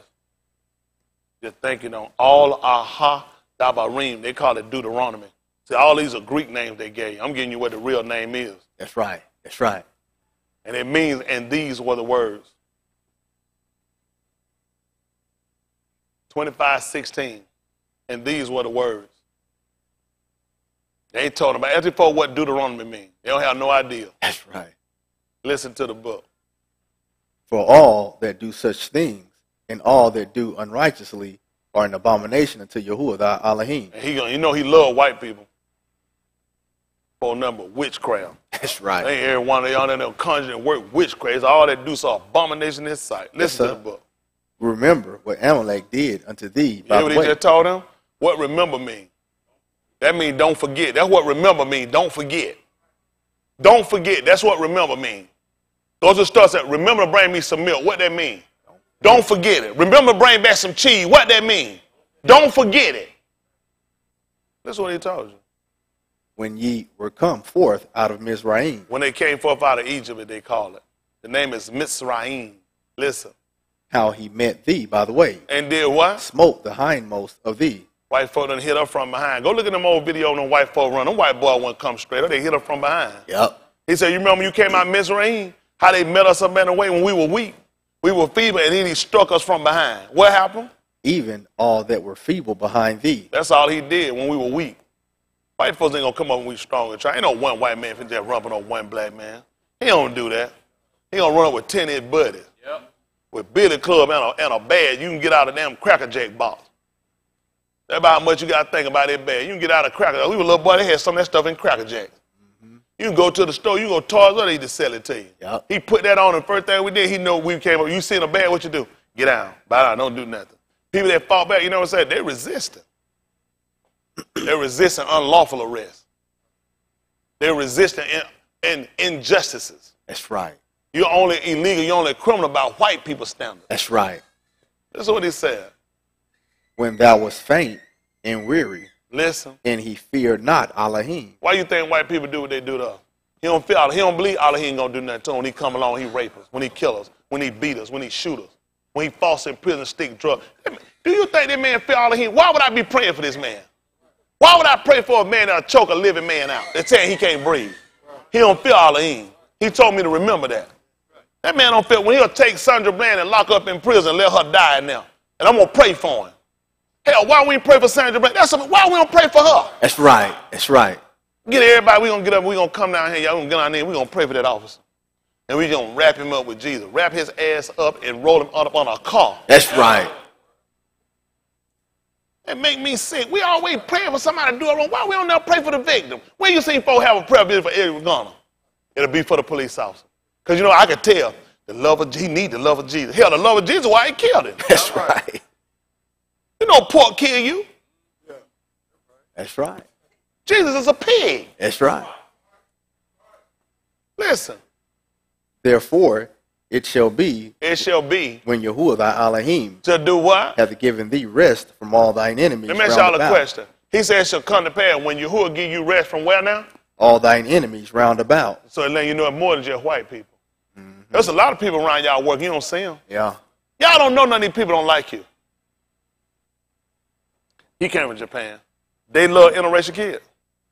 I already knew that before I asked them. Say it louder. They love the interracial kid. They don't like that shit. That's right. They don't like that. Oh, they'll let black people come on there. You know what they really want to do, Japan do? Japan want the United States to get that shit off their island. Yeah. You know why? They don't have too much of this. Yep. A lot of these people don't know that. Am I lying? A lot of these people, how many of y'all didn't know that? Y'all don't even know. Let me tell you what Japan did to show y'all they want their ass gone. Japan has a navy. Yeah. Part of the agreement with them, but they weren't supposed to get a navy. That's right. They don't know that. How many of y'all didn't know that either? That's right. That's why you pay me. That's right. That's why you pay me, because you don't know shit. They want them off that island because too many of them are making interracial babies. Yep. Y'all don't people kill me thinking they know. You don't know shit. You watch Channel 2, Channel 5 News at 10 on 46. What you think they gonna tell you? Go to South Korea. We got military bases over there. They damn sure can't stand them. They hate them kids.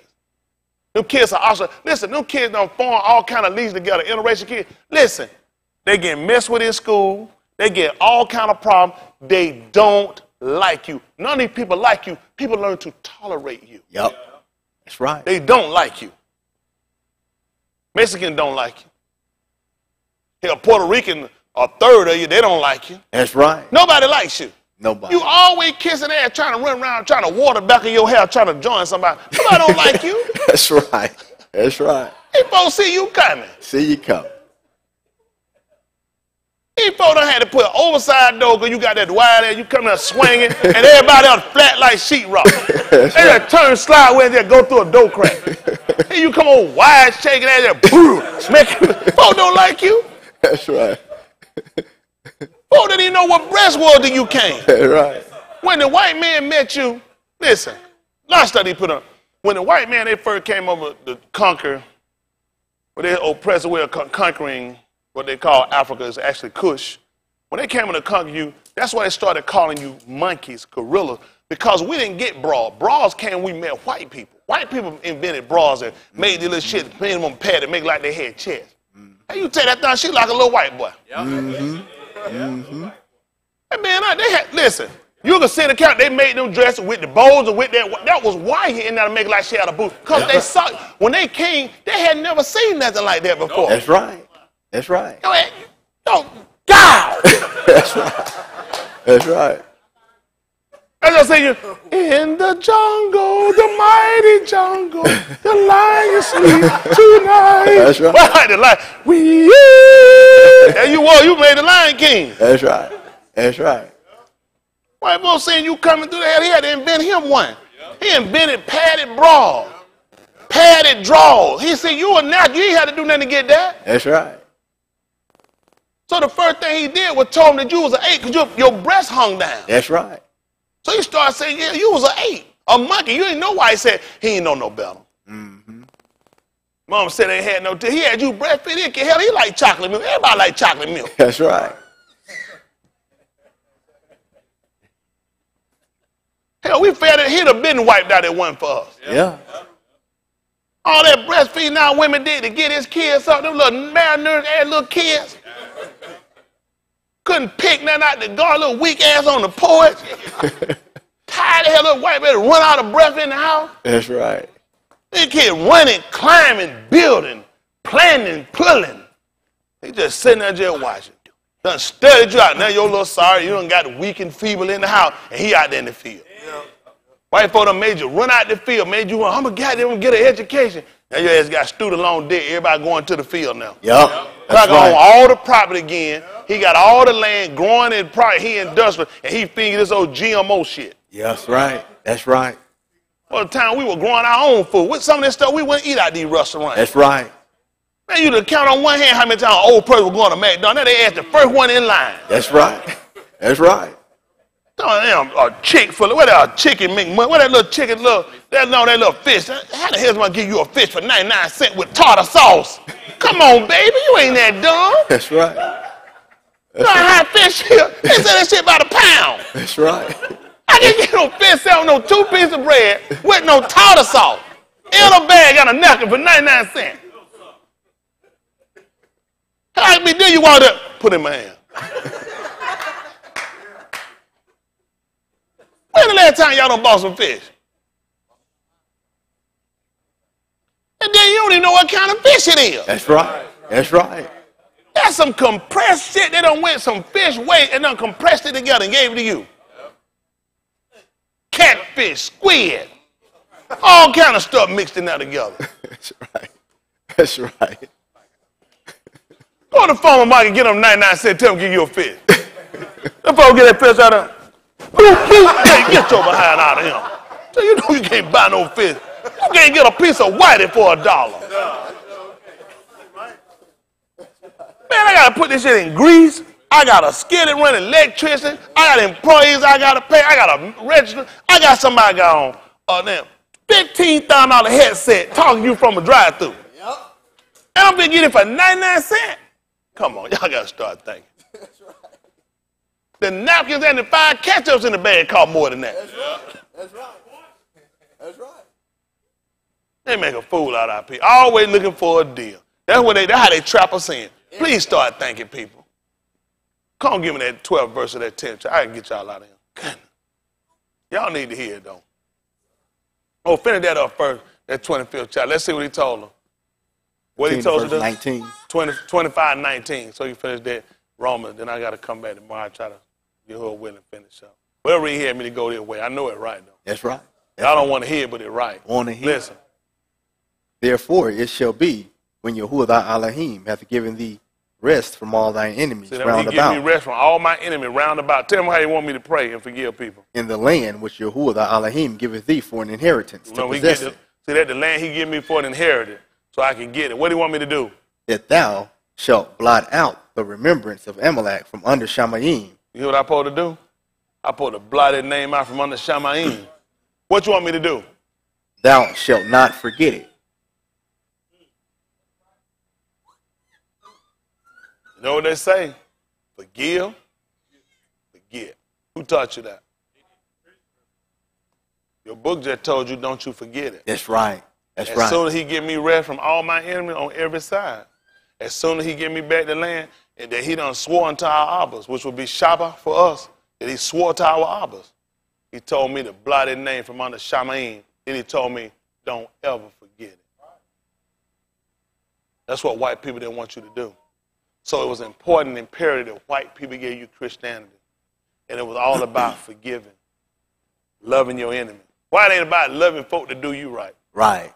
No, he said, you don't want to do that. You got to love people that do you wrong. You got to treat people right that misuse you.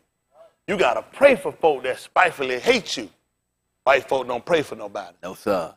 White people don't help nobody No, that don't sir. help them. No, sir. But that's what he teach you. Yet your book just told you, don't you forget it. Your book just told you when you get the land that he done swore to your arbors, you supposed to wipe his name. He didn't tell you he gonna do it. He said it's your responsibility. Yep. Hell, he ain't hit me, he hit you.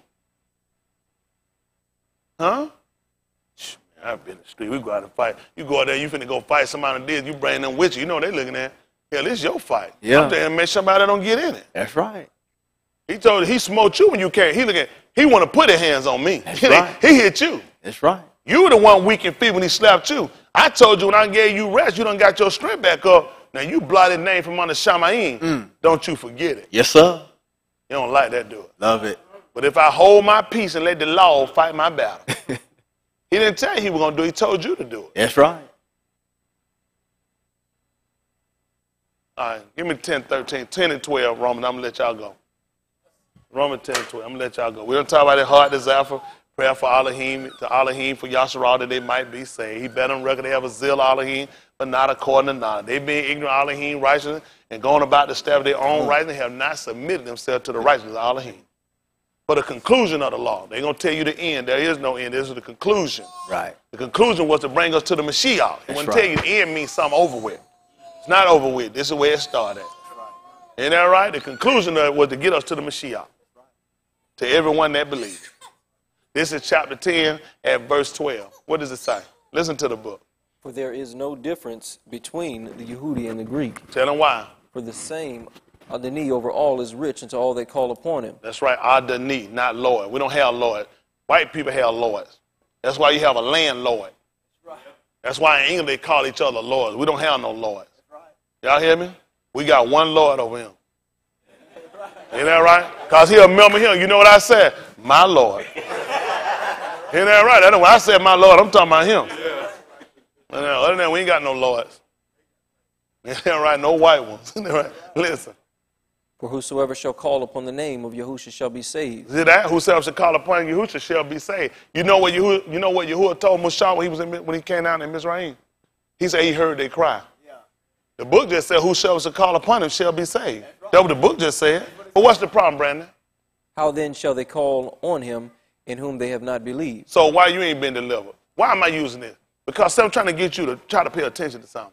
Those people, when he came down, he said, I've heard my people cry. And I've come down to deliver them. Now, if he heard their cry, who are they crying to? The book just told you, for whosoever shall call upon you, who shall be saved. But now he asks you a question, how then shall they do what? Call on him in whom they have not believed. They must have believed in him. Let's find out what else had to happen. And how shall they believe in him of whom they have not heard? They had to know something about him then. They all had to be taught of him. How else were they going to call? How did he hear them crying if they didn't even know him? They didn't know his name, but they knew about him. In bad shape. Listen what happened. And how shall they hear without a preacher? So what was the purpose of Mushah going down there? Listen what he said. He said, how shall they hear without a who? Without a preacher. We know he had to be a Raha. Because when he came to go see Yahuwah on the mount, he was keeping sheep. You know who keeps sheep? Shepherds. That's what a Ra'ah is. Calls him to see. He was a Ra'ah. Listen. And how shall they preach except they be sent? So when he went up from the mount, he sent him to Mizraim to bring his people there so he could teach them at that mount. And listen what else happened. As it is written. As it is written. How beautiful are the feet of them that preach the debar of Shalom. And do what? And bring glad tidings of told things. They were waiting to hear that he was coming to deliver them. Then he told you how beautiful the feet were. You know what else he told when he came up on the mountain? Take his shoes off. As Asa said, well, I heard a man preach with beautiful feet. Dan, I love you, but you won't be a raw. Feet mess him up. That's the only thing mess him up. You're good, our kid, feet messed up. And the scripture can't be broken. When it told, his left toe go like this. I know it left, but then it curved back over right. So therefore he can't be a raw just for his feet. All right? That's good.